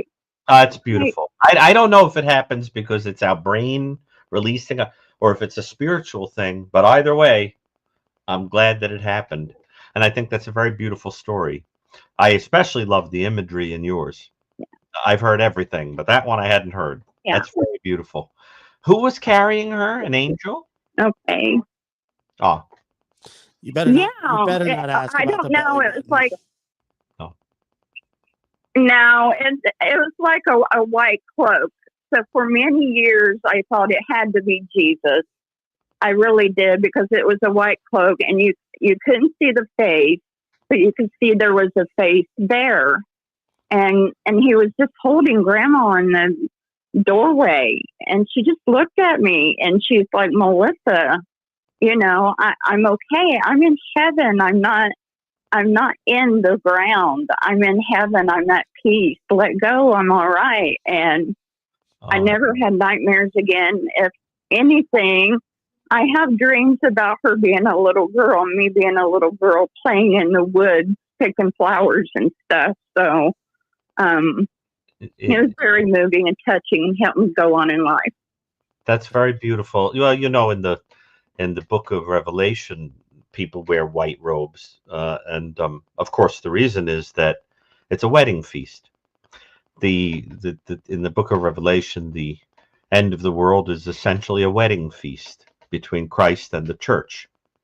Mm-hmm. And so we're dressed like we're going to one in white. That's right. And that's beautiful. That imagery is very beautiful. And you have Jungian kind of symbols in your dreams and your stories that are very powerful. And I think you have a very deep spirituality. I have lots of them. Yes, you have a deep spirituality. It's a beautiful thing. Yeah. Thank you. Right. You guys have a good evening, and happy Thanksgiving to everybody, and God bless. Happy Thanksgiving. Thank you. Oh, what a lovely person. Yeah. All right, we got a couple more. Let's keep going. Caller, go ahead. You're on the air. Sorry for the wait. Where are you calling from?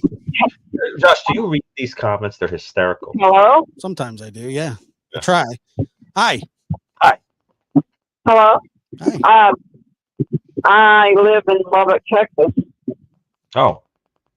And I have a few things to say.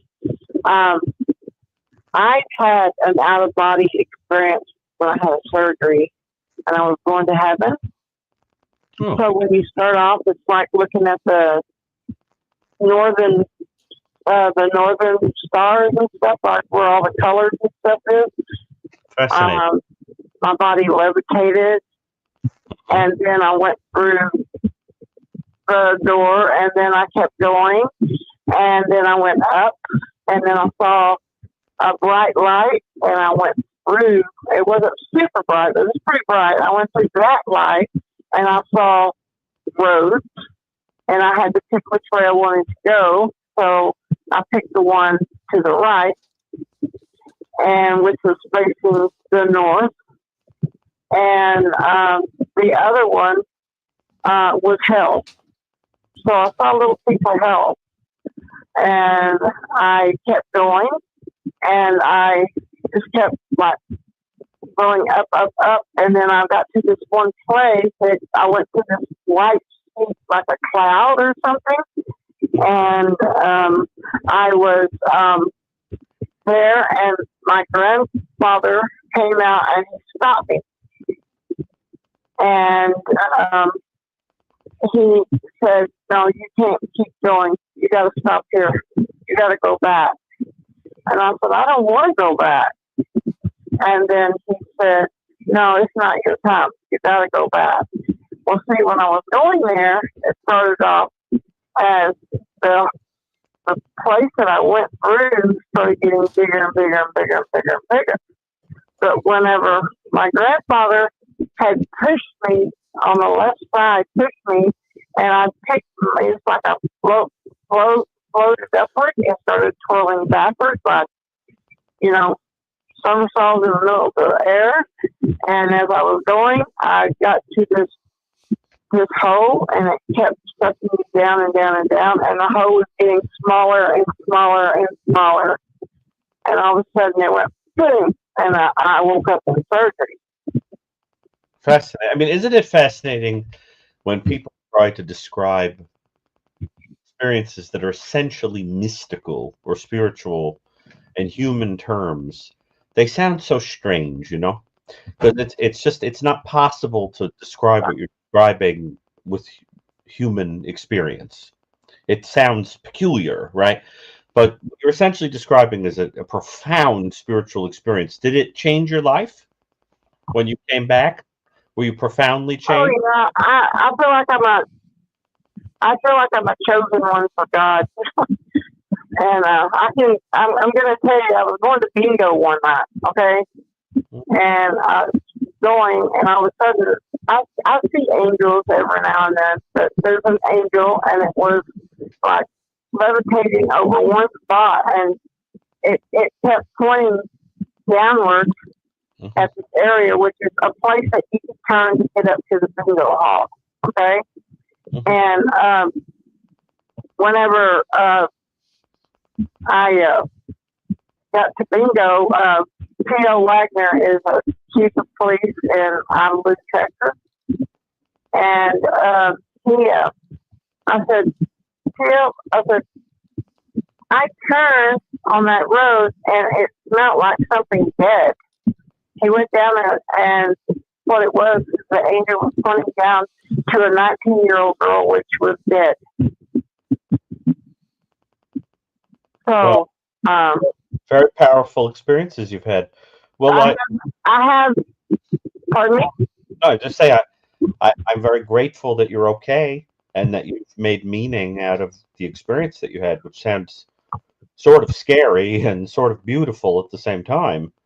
But it sounds like you've turned it into something. Well, yeah, which is wonderful. I have the ability. Have you ever heard of someone having the ability to smell death before it happens?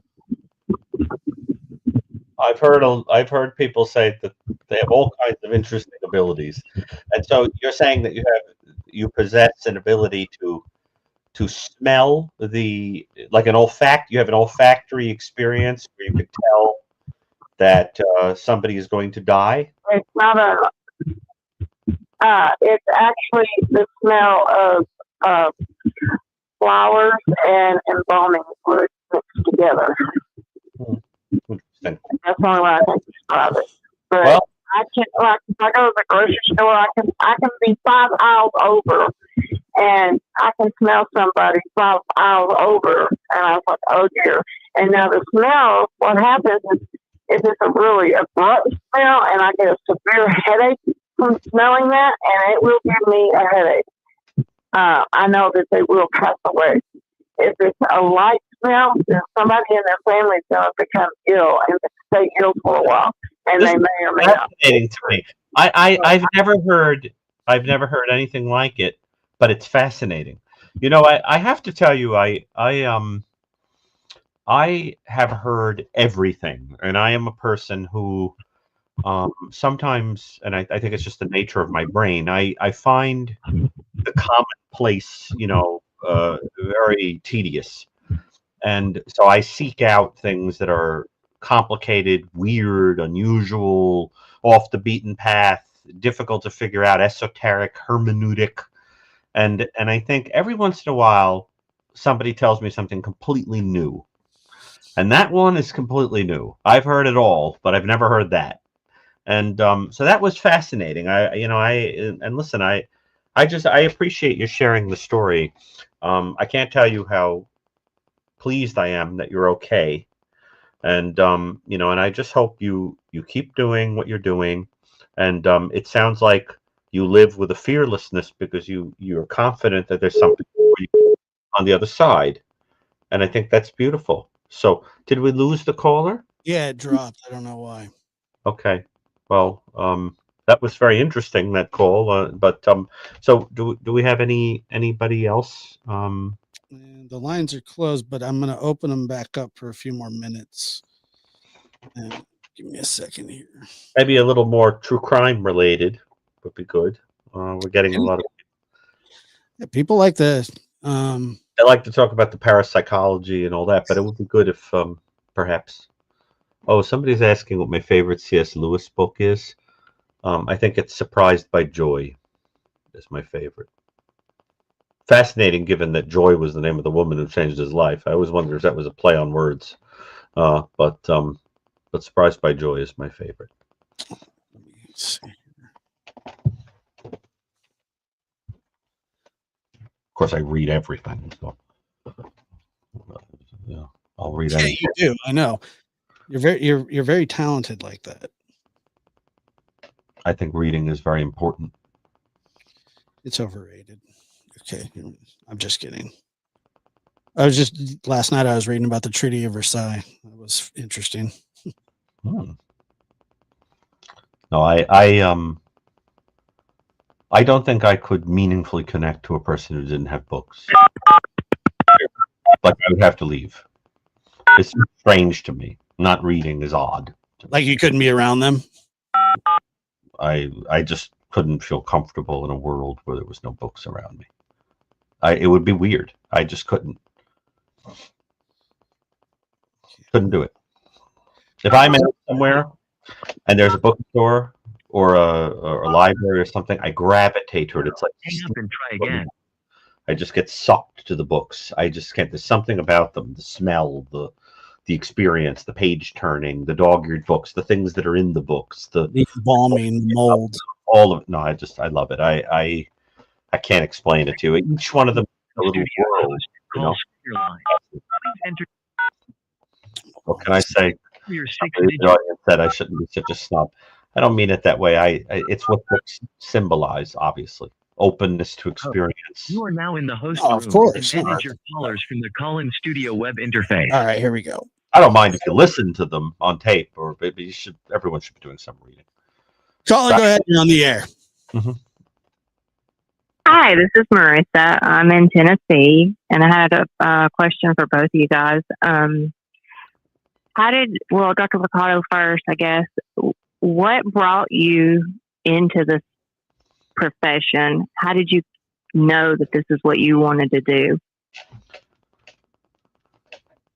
Well, it's a complicated question because I really believe that when a person winds up in the right work, it's because not that they have gone out and figured out what they like, but simply that they have accepted what they've always have been.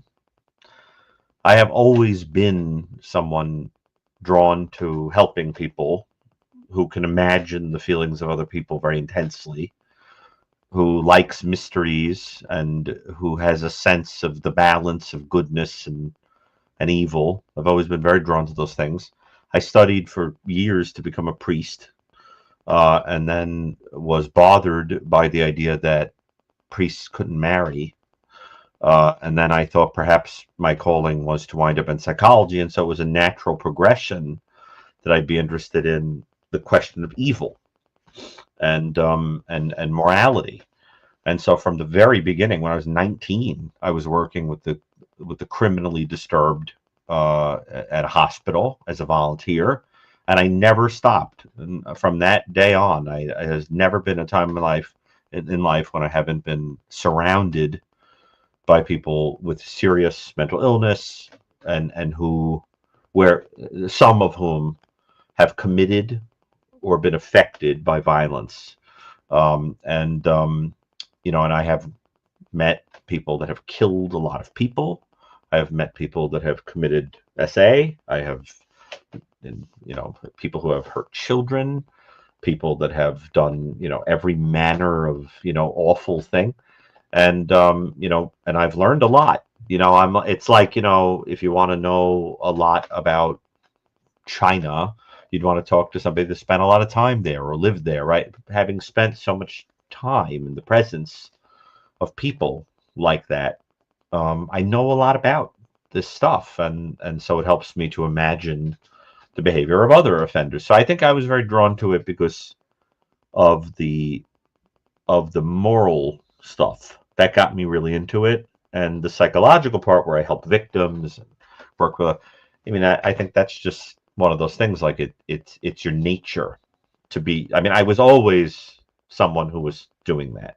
Ever since I was a kid, I was the one that people talked to about their problems or ask me to solve mysteries or think things through. So I really do believe that you just sort of accept what you are more than go out and find it. And so that for me is the answer. And it sounded like you had another question that for Josh, maybe. What was the other half of the question? Well, I kind of wanted to see how, I know the history with Josh's childhood, but I kind of wanted to know how Josh finds the motivation to keep going and to continue doing what he does, and the grit to continue on in the social media world when he has found the negativity to be overwhelming at times. Yeah, no, it's a great question. Yes, I'm not deterred by people that have either a negative opinion of me or feel that maybe that I'm disingenuous or not authentic. That's really up for them to decide. We really, as far as we know, we have one shot here, and that's what I have. And I was, like a lot of people, dealt a difficult hand from pretty much birth. But over the years, things have smoothed out, filled out. Life has been decent. Trust me, there are days where you don't want to face the world, or don't want to face people, or you don't want to hear criticism. And I'm able to separate, the online criticism that we all inevitably receive by putting ourselves out there. I don't feel that I don't feel deterred by hate. Matter of fact, sometimes it encourages me, because I do feel as though I do feel authentic. I do feel genuine. I do feel that the things that I'm saying are from the heart. And if that's not something that other people see, then, there's no other way for me to go about it. This is how I am. This is how I will always be. Very imperfect person. Sometimes I'm impulsive. Sometimes I get very annoyed with things and people. But for the most part, any kind of criticism that I receive pales in comparison to the struggles that I've had in my real life, and that I still have in my real life. I would much rather continue to live life on my terms than to fold for other people's terms. Well, Josh, I always loved I always loved the quote from Abraham Lincoln where he said, if the good people in their wisdom shall see fit to keep me in the background, I have been too familiar with disappointments to be very much chagrined. Well, I agree with that enormously. I mean, I think if you've been through the ringer of life, even a little, you don't really, you're used to it. Yeah. You don't care. I mean, about some ridiculous person's opinions of you, and you have to take things from where they come. I mean, I get a kick out of taking things from where they come in terms of what people are saying, right? Because a lot of people are critical because they can't do. They criticize because they can't do. They envy what you're doing, or they think they know everything. And of course, the wisest people know that they know virtually nothing, right? So when people have that certainty that they know better than everyone, it's almost sad. There's sadness to that. You know Yeah. what I mean? Yes. You And sort my of, family, whole thing. honestly, Yeah. my family is a huge motivation. So when I was, when I was little and all the turmoil that was going on in my life and with my family, my grandfather who really stood in the place, kind of stood in the gap, as you would call it, and sort of helped. And I was kind of taught that's how we're supposed to be. And I always felt like if I was older that I could have helped a lot more, with the situation with my mother. I was just a little guy. I couldn't have done anything. But I know now that being present for my family, for the people that took care of me when I was a little kid, it's very, very important to me to see my grandmother um, not be lonely and to not struggle later in life because of all the things that she did for me. Same thing with my grandfather. My grandfather died of dementia, Parkinson's and dementia, and it was a horrible year and a half struggle. Hmm. I helped him up off the toilet. I cleaned up after him. I fixed food for him. I took him around the neighborhood in his wheelchair and took him to doctor's appointments because he did all that stuff for me. We missed an entire generational gap, because I lost my grandfather pretty early. I think I was around 24. I loved the man dearly, and I miss him. And one thing that he asked me to do was to take care of my grandmother when he was dying on his deathbed. He asked me to do that, and I promised that I would. And it wasn't a promise just to him, it was a promise because my grandmother and grandfather gave up their retirement to take care of me and my sister, and they didn't have to do that. They chose to do it, and I don't have to take care of my grandmother. I choose to do it, and because that's what family does. And from the ashes that we kind of raised ourselves up from, uh I have two wonderful children. I have two wonderful nephews. um I have a beautiful girlfriend. I love I love genuinely love life, and the future excites me. The past sometimes haunts me, but at the same time, that's just really the roller coaster of life. Well, thank you both. I've been a nurse for many, many years, and sometimes it just takes hearing the perspective of others to appreciate where you're at in life. Amen. Yeah. Yeah. I agree with that. It does take a certain perspective. I feel that way as well. Well, gratitude is so important. I mean, Thank you. Have a good night. All right. Take a care. little on the nose with Thanksgiving, day, in those of us in the East Coast it's Thanksgiving Day now. Mm. Interesting that we mentioned Lincoln, who I believe founded it. But if I'm not mistaken, but the idea is, Josh, that, that I don't think there's any trait in all of humankind more hideous to me than ingratitude. I think it's the ugliest trait a person could have. There are a lot of things that can make a person ugly in the soul, but ingratitude is really up there. Mm-hmm. And like when Shakespeare said, was talking about the coldness of the winter wind, and he said that it doesn't blow as nigh as benefits forgot. In gratitude, it is even colder than the wind of the winter. It is very important to tell people how grateful you are. I hope you know, Josh, how grateful I am for you and for our friendship.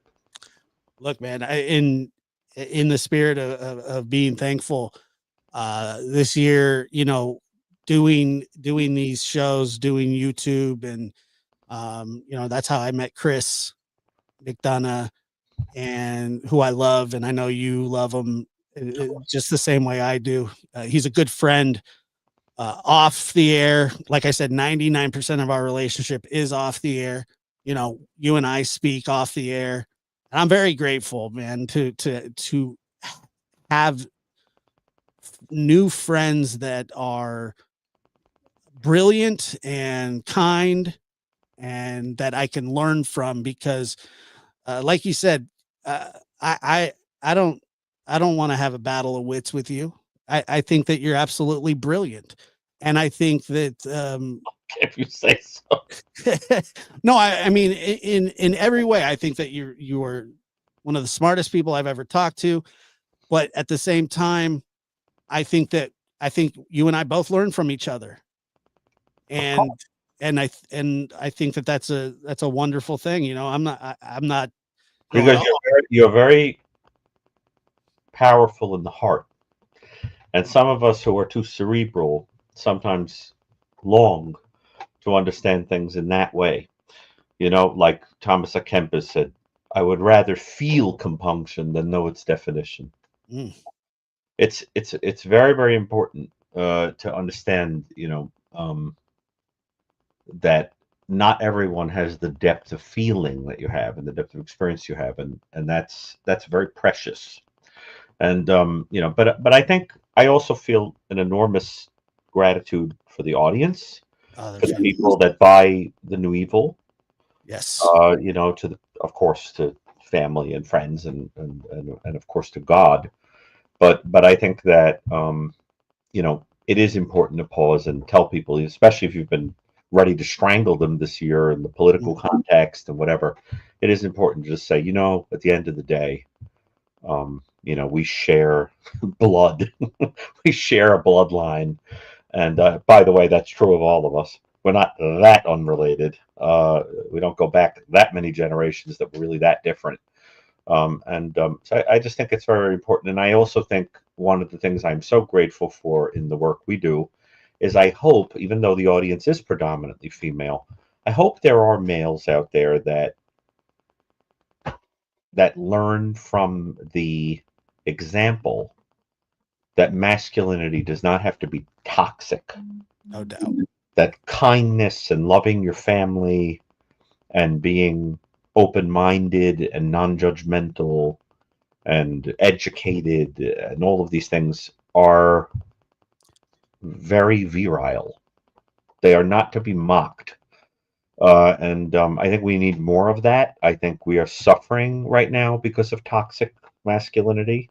It is everywhere in ways I'm not going to get into because some of them would be, you know, entering into the political arena to point them out. But toxic masculinity has gone haywire and is in fact being celebrated now as if people are, you know, kind of heroes for disregarding the courteousness that that one should feel towards others. And it's an attractive thing when people, you know, are not afraid of their feelings, you know? So I hope that, and I hope just one other thing, if you don't mind, is that I hope that when we say that women are disproportionately affected by violent crime, they are not fairly represented in the forensic world.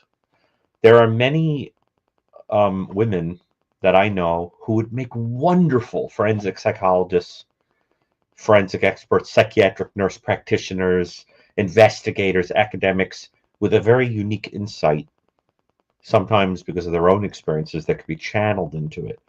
And so that's why I often pause and say to people, do you realize you have an unusual gift? You know, I think more women should consider entering that that field. There was a little burst after the Silence of the Lambs came out of women Oh, really? That's trying to interesting. get into forensic programs. Yes, which is awesome. Jodie Foster killing it. Yes, exactly. But I think maybe if one person is listening who's been thinking about that, perhaps they'll consider putting in an application, before the end of the year or something. And because this work really does change lives, it really does, and a person may have a calling for that. So, what were you going to say, Joe? One of the we were talking about more males that listen. Look, I get this a lot. Mm. A lot of men listen to my show, or a lot of women sit and listen to the show, but their husbands join them. Like they listen on the side. They're not really chatty, kind of in the chat kind of thing. I get a lot of that. And, they say, oh, my husband loves listening to you. And I appreciate that. I hear that a lot. And it's actually, I think that's very flattering and a great thing. I mean, personally for me, I know that it's not a lot of not all guys are like, yeah, I'm hopping on YouTube for some true crime, but they do end up listening to the show if their significant other is listening. I get emails about that kind of stuff a lot. Oh, that's very interesting. Well, you've been look, Josh, you had a father that, by your own description, possessed many of the traits of toxic masculinity. Yeah. And you've gone out of your way to be a father that is the opposite of that, right? I mean, think about what that example is going to do for your sons. Think about, for example, the respect that they will have for women, right? Because of that example. I mean, it's so important. Think about men who go out and just feel entitled to women. I saw the other day a man hitting on a woman relentlessly. Oh, give me a number. Oh, baby, I'll treat you so good. Blah, blah, blah, blah. No, I'm not interested. Oh, please, blah, blah. And then when she finally turned around and said, look, I'm not interested, he called her a horrendous name. Now, what right did he have to become angry at her because she rebuffed his interest? I mean, he wasn't doing anything to be particularly desirable. And, and how did he know what her status was in life, and if she was single, if she, and the reality is that, this is what, unfortunately, women are walking around experiencing all the time. I hear about it from patients and friends and family. And so I just think, like, don't add to that. It's an awful thing. The statistics on assault among women are staggering. You can't throw a stone without hitting a woman who hasn't been assaulted in some way, verbally, everybody has the right to say no. Everybody has the right to break up with people, to divorce people, and it needs to be respected. Now, is it horrible? Like say like with my mom. My mom was done. She wanted to leave. We were leaving, and this is a very common thing, and men. And not just men, there are women as well, but it is a disproportionate, amount that women are the ones that get abused in this scenario a lot, and so. But it's so important to point it out. It is, and reality. If you want out of a bad situation, there are ways there's help that you can make a plan. You never, they tell you, do not advertise it. Don't threaten it with the boyfriend or husband or significant other, because there is so much entitlement. People are not property. They're not possessions. We don't own anybody in that way. That's how you described your father feeling about your mother. That she was his possession, essentially. Yeah. Well, yeah, he threatened to cut her face all up so nobody would ever want her again. All kinds of nasty stuff, like that. And just, and I'm just sitting, as I hear that back and you think about it, you go like, bro, like you don't own anybody, you only own yourself. Like that's it. Right. Keep your hands and your smart ass comments to yourself. Right. No, but I just think, if you get involved with a man and you start smelling that kind of power stuff between the sexes in the dynamic, run. I think a healthy man doesn't feel the need to assert that dominance, that need to condescend, to cripple you so you'll never leave, to make you think that, don't get a job, don't go to school, don't have friends, whatever, because they're afraid you're going to meet someone better, Well, need them. Don't just run. You know who Larry Miliete is, right? Yes. I mean, so if you look at, the things that he was doing, he was going to like witchcraft stuff to try and cripple. He was praying to cripple his wife so she couldn't walk, so she couldn't leave him, and all this kind of and I was sitting there listening like that's to, and the comment on the screen is not all men are monsters. I'm not saying that they are. We're just saying that of course not. We're trying to, the whole point is we're trying to say we hope we're examples of men that are not. Yeah, there are wonderful men in the world, of course. We're talking, unfortunately, about those bad apples. Right. Yeah. It's a disproportionate amount from one to the other. But that being said, yes, there are women that do awful things as well to men, but it is such a glaring, it's glaring that the amount of women that are abused compared to men.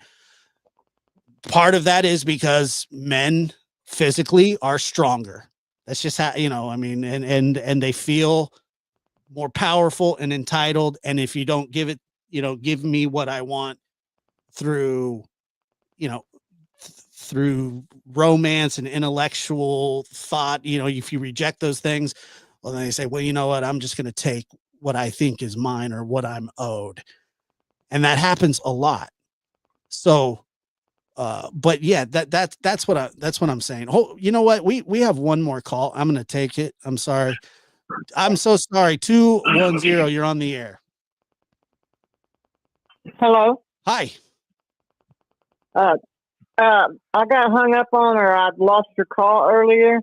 Oh, yes. I wanted to tell you something.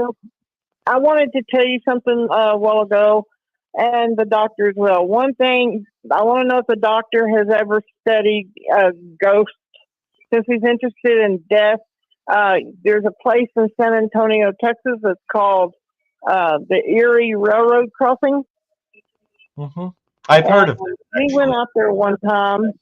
Mm-hmm. Yes, me and my daughter, before she passed away, we went out there, and my daughter-in-law was taking pictures up and down by the railroad track because, all the children's name out there at the streets are like Bobby Allen and Kathy and Susie or whatever. And the children that were supposed to have perished in that bus. And anyway, my daughter-in-law took pictures with a regular, everyday camera, and she went and had them developed. And when she did, she had them enlarged. And in these orbs, you can see little faces. Oh, I'd love to see those. And we have those pictures. You can see the eyes and the nose and the mouth, and they're inside of an orb.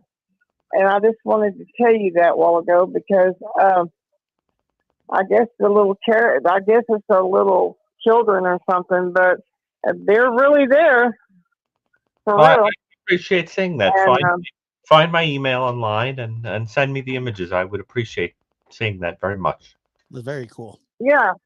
And for Josh, I don't mean to change the subject too much, but I've been trying to get a hold of you a long time about Summer Wells. Yeah. Okay.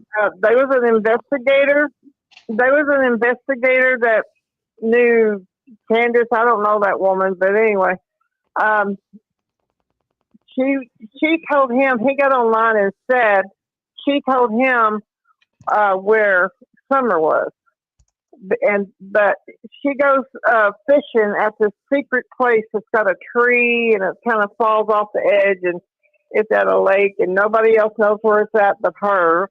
And she has Summer buried out there, but she's gotten where she don't go out there very much now, because every time she goes, she gets very sick at her stomach, which people do about death and stuff like that. So I was just curious, maybe somebody should sneak up there and put a GPS on her car, find out where she goes. No, I mean, I know that sounds silly, but I've heard of I've heard similar stories like what you just said, and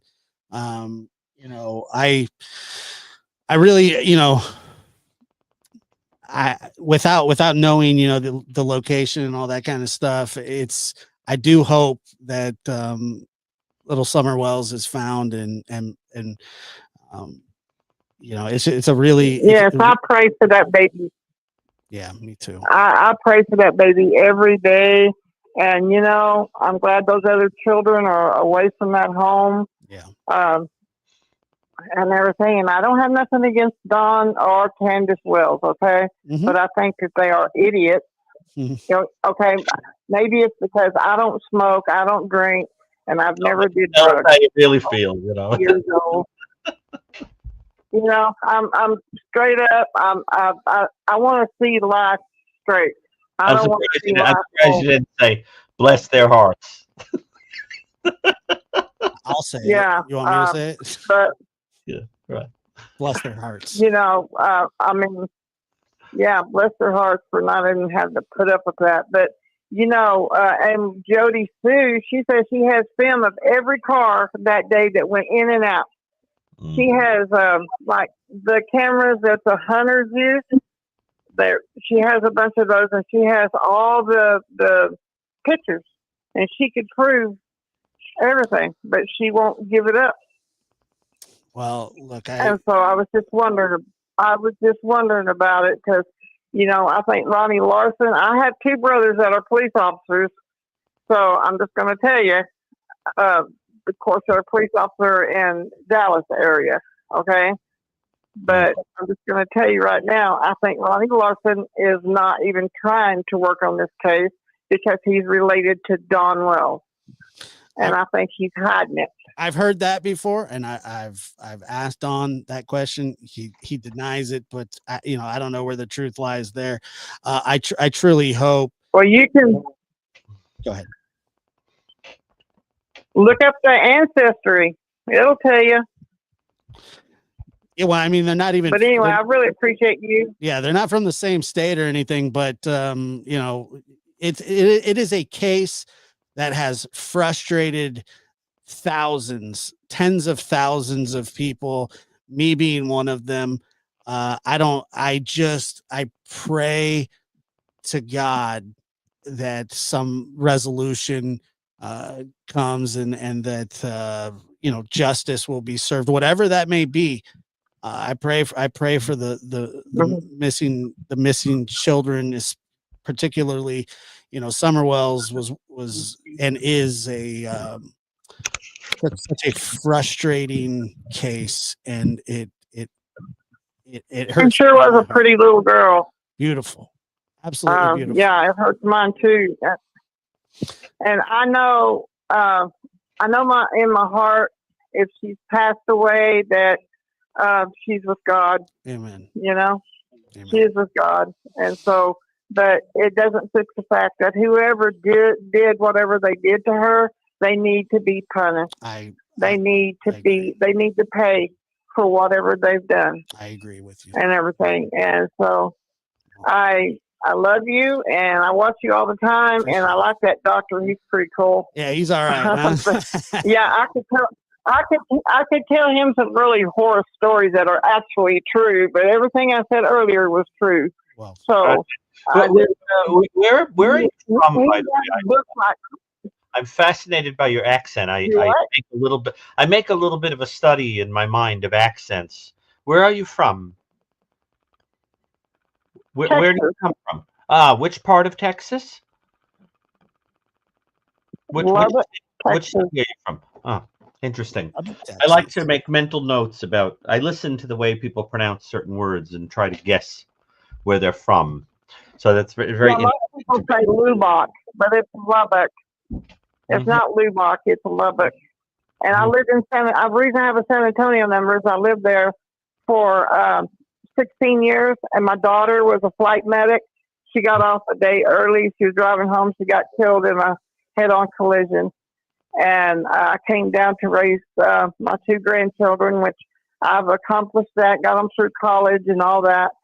And my granddaughter just got married October the 19th in Cloudcroft, New Mexico. It was a beautiful wedding. And so now I'm just trying to chill out from all this. You know, it ain't like I'm a spring chicken or nothing, you know, but there's something about when you have wrinkles on your face. I have wrinkles because I worked outside for 20 years. But I tell everybody that my wrinkles tell a story. It's like my storybook. So, you know, I've had a little boy that was beat to death when he was 3. Then my daughter died. I had another son die. So then I went to get a lap band or a gastric bypass, and of course you have to see a psychologist to see if you're serious, or I don't even know why you have to see one. But she asked me, she said, "Why don't you cry about your daughter?" I said, "Cry about my daughter? Why? Why should I cry about my daughter when she would stand here and tell you it is what it is, and you can't change what it is. You can only try to make whatever situation is better." And you know, I don't have no parents. I don't have, you know, really anyone. I got some kids left, and that's it, like 3 grown sons. And the rest of my children have passed, my mother, my father, everybody. So I don't cry when people die. You know, it's a sad thing, but I don't cry. And my daughter's friend, before my daughter passed away, she got kidnapped here in Lubbock. Her name was Jennifer Lynn Wilkerson. In 2004, she got kidnapped, and they've never found her to this day. Wow. And it's been since 2004. She was a beautiful girl. She was like 26 years old. You can look her up online. They'll show you pictures of her. But so, yeah, I've been around the block a couple of times, but I do want you to know I appreciate y'all, and thank you for taking my call again. Appreciate you calling. Thank you so much. Okay, have a wonderful Thanksgiving. All right, you too. Happy Thanksgiving. Bye-bye. All right, bye-bye. Boy, when you hear a story like that, it really puts things in perspective. Remember the old Indian, the proverb, "I lamented I had no shoes until I met a man who had no feet." Yeah. You know, here's a question that was asked. Do you think the JonBenet Ramsey killer killed again, or what do you think this person is like? Now, if you don't know, that there is a new documentary out on Netflix. It's a 3-part, 3-hour. You know, each installment is an hour, and you know, it's kind of bringing a whole new generation of people to this. You want to talk about a frustrating case? You know, one of those just. A lot of people have a lot of strong opinions about it. I personally don't have strong opinions about it because I'm just, frankly, I just don't know. Now, I did watch the documentary. It's kind of your run of the mill, same thing, you know. It's like I had heard most of that stuff before. I mean, I have a lot of thoughts on that case, Josh, and I agree with every trusted source I talk to, all the experts I talk to. We collectively agree that was not an inside job, that person was killed by an outside person. That's how I feel too, but I'm no expert, you know. But I mean, the it's important to understand that the person who killed JonBenet was a sexual sadist who targeted children. Only a sexual sadist would use a garrote, construct a garrote out of ambient materials to kill the child. And everything about it had a disorganized quality, using just what's sitting around instead of bringing a kit with you, not talking to a child to groom them first, but simply breaking into a house and doing what you do kind of abruptly and so forth. I would posit somebody who was not particularly good at grooming and consequently weird.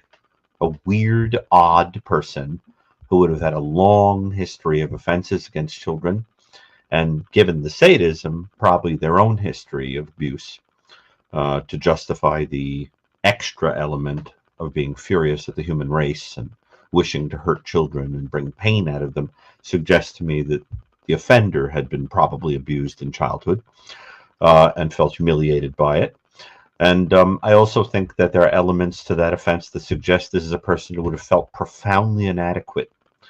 I spoke to Dr. Anna Salter, as I mentioned, the great expert on child offense or on all sexual offenses, and I asked her about that case, and she said that in her considerable experience or enormous experience, families don't use garrotes on their own children. Well, that's kind of that's a sexual sadist.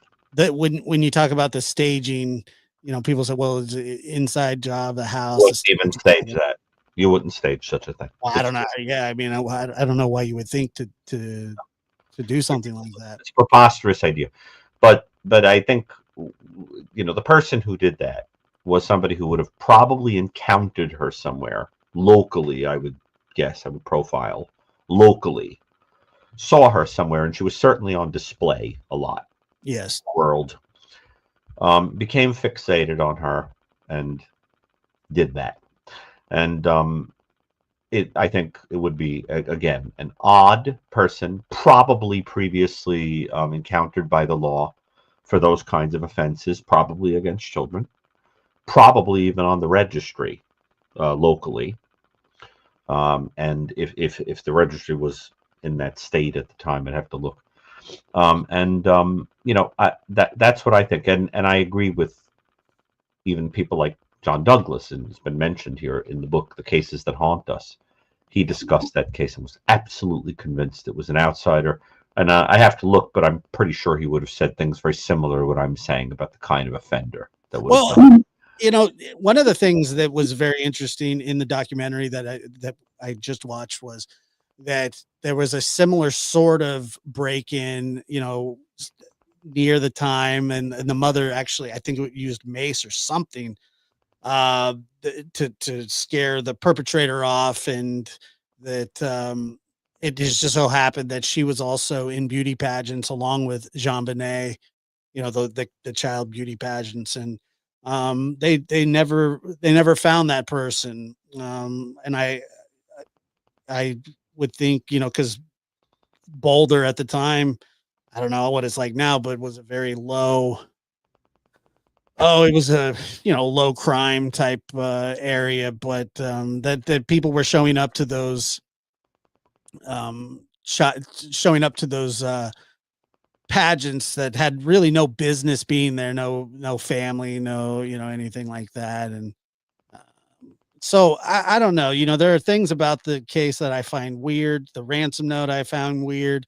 The amount of money that they asked for, I find weird. I find it weird that the police would ask a father to search the house, for their own child, and then say, well, he contaminated the crime scene. What is he supposed to do? I mean, if I saw my child with duct tape on their face after I couldn't find them, the first thing I would do is rip it off. Yeah. But that's a haunting case. We it's something about it, and the idea that people are still making accusations against a woman who's dead is awful. They tried to indict him and they just couldn't. I think that counts for something, right? Right. But I think let me see. SHLCDBG tablet 2. Yeah, that's exactly what I'm pretty much writing about now. Yeah, I mean that's very much part of what I'm. Yeah. Right. Well, Dr. Gary, we're at 2.5 hours. It's been a great show. And wait. I'm sorry, Josh. I have to correct myself. I misunderstood this. I'm not talking about who I think committed. I'm just talking about cases that horrify me, not who I think committed certain. Anyway, sorry, forgive me. No worries. I didn't want to put incorrect information up. Yeah, go ahead. But yeah, it's been a while. It's been right. Yeah. We got some cooking to do tomorrow, so it's off to bed for us. But I tell you that I love doing these shows with you. If you have not, please check out The New Evil. You can get it at any local bookstore, and you can get it on Amazon. Please leave a review, a kind review for Dr. Gary, as his writing is fascinating and brilliant. And I am, like I said, brother, I am thankful for you and you coming on this show and giving these, the people that such an education of insight that is hard to find anywhere, and that you share your talents and gifts with the world so freely is, to me, shows what kind of a person you are. And I appreciate that. Well, thank you. And I, as I said, I have enormous gratitude for the audience, for you, for Chris, for the friendship, for the fact that there are people who even care what I'm thinking about various things. And it's also difficult to find people in the world who are interested in these subjects. I mean, one does not, walk into a bar, and say, would you like to have a drink and let me talk to you about, violent crime. Yeah. So what we have here is a kind of a little Star Wars cantina bar of peculiar characters that all come together and like talking about the same peculiar things, and I educated audience, by the way. What happened? Such a smart audience, and the callers are, I mean, they're all just high IQ folks show up here, and I appreciate that. Well, yeah, I mean, and I love that. I love the people that are drawn to this, and to each other here. They're all people that probably can't find that many people in their own lives that share a passion for this stuff. I mean, how many people could you turn to on the street that intimately know the details of a true crime case, so that you could talk about your own brilliant idea about, who the Zodiac killer was, or, or something like that. It's so I think what you've done is you've given people this kind of place to get together.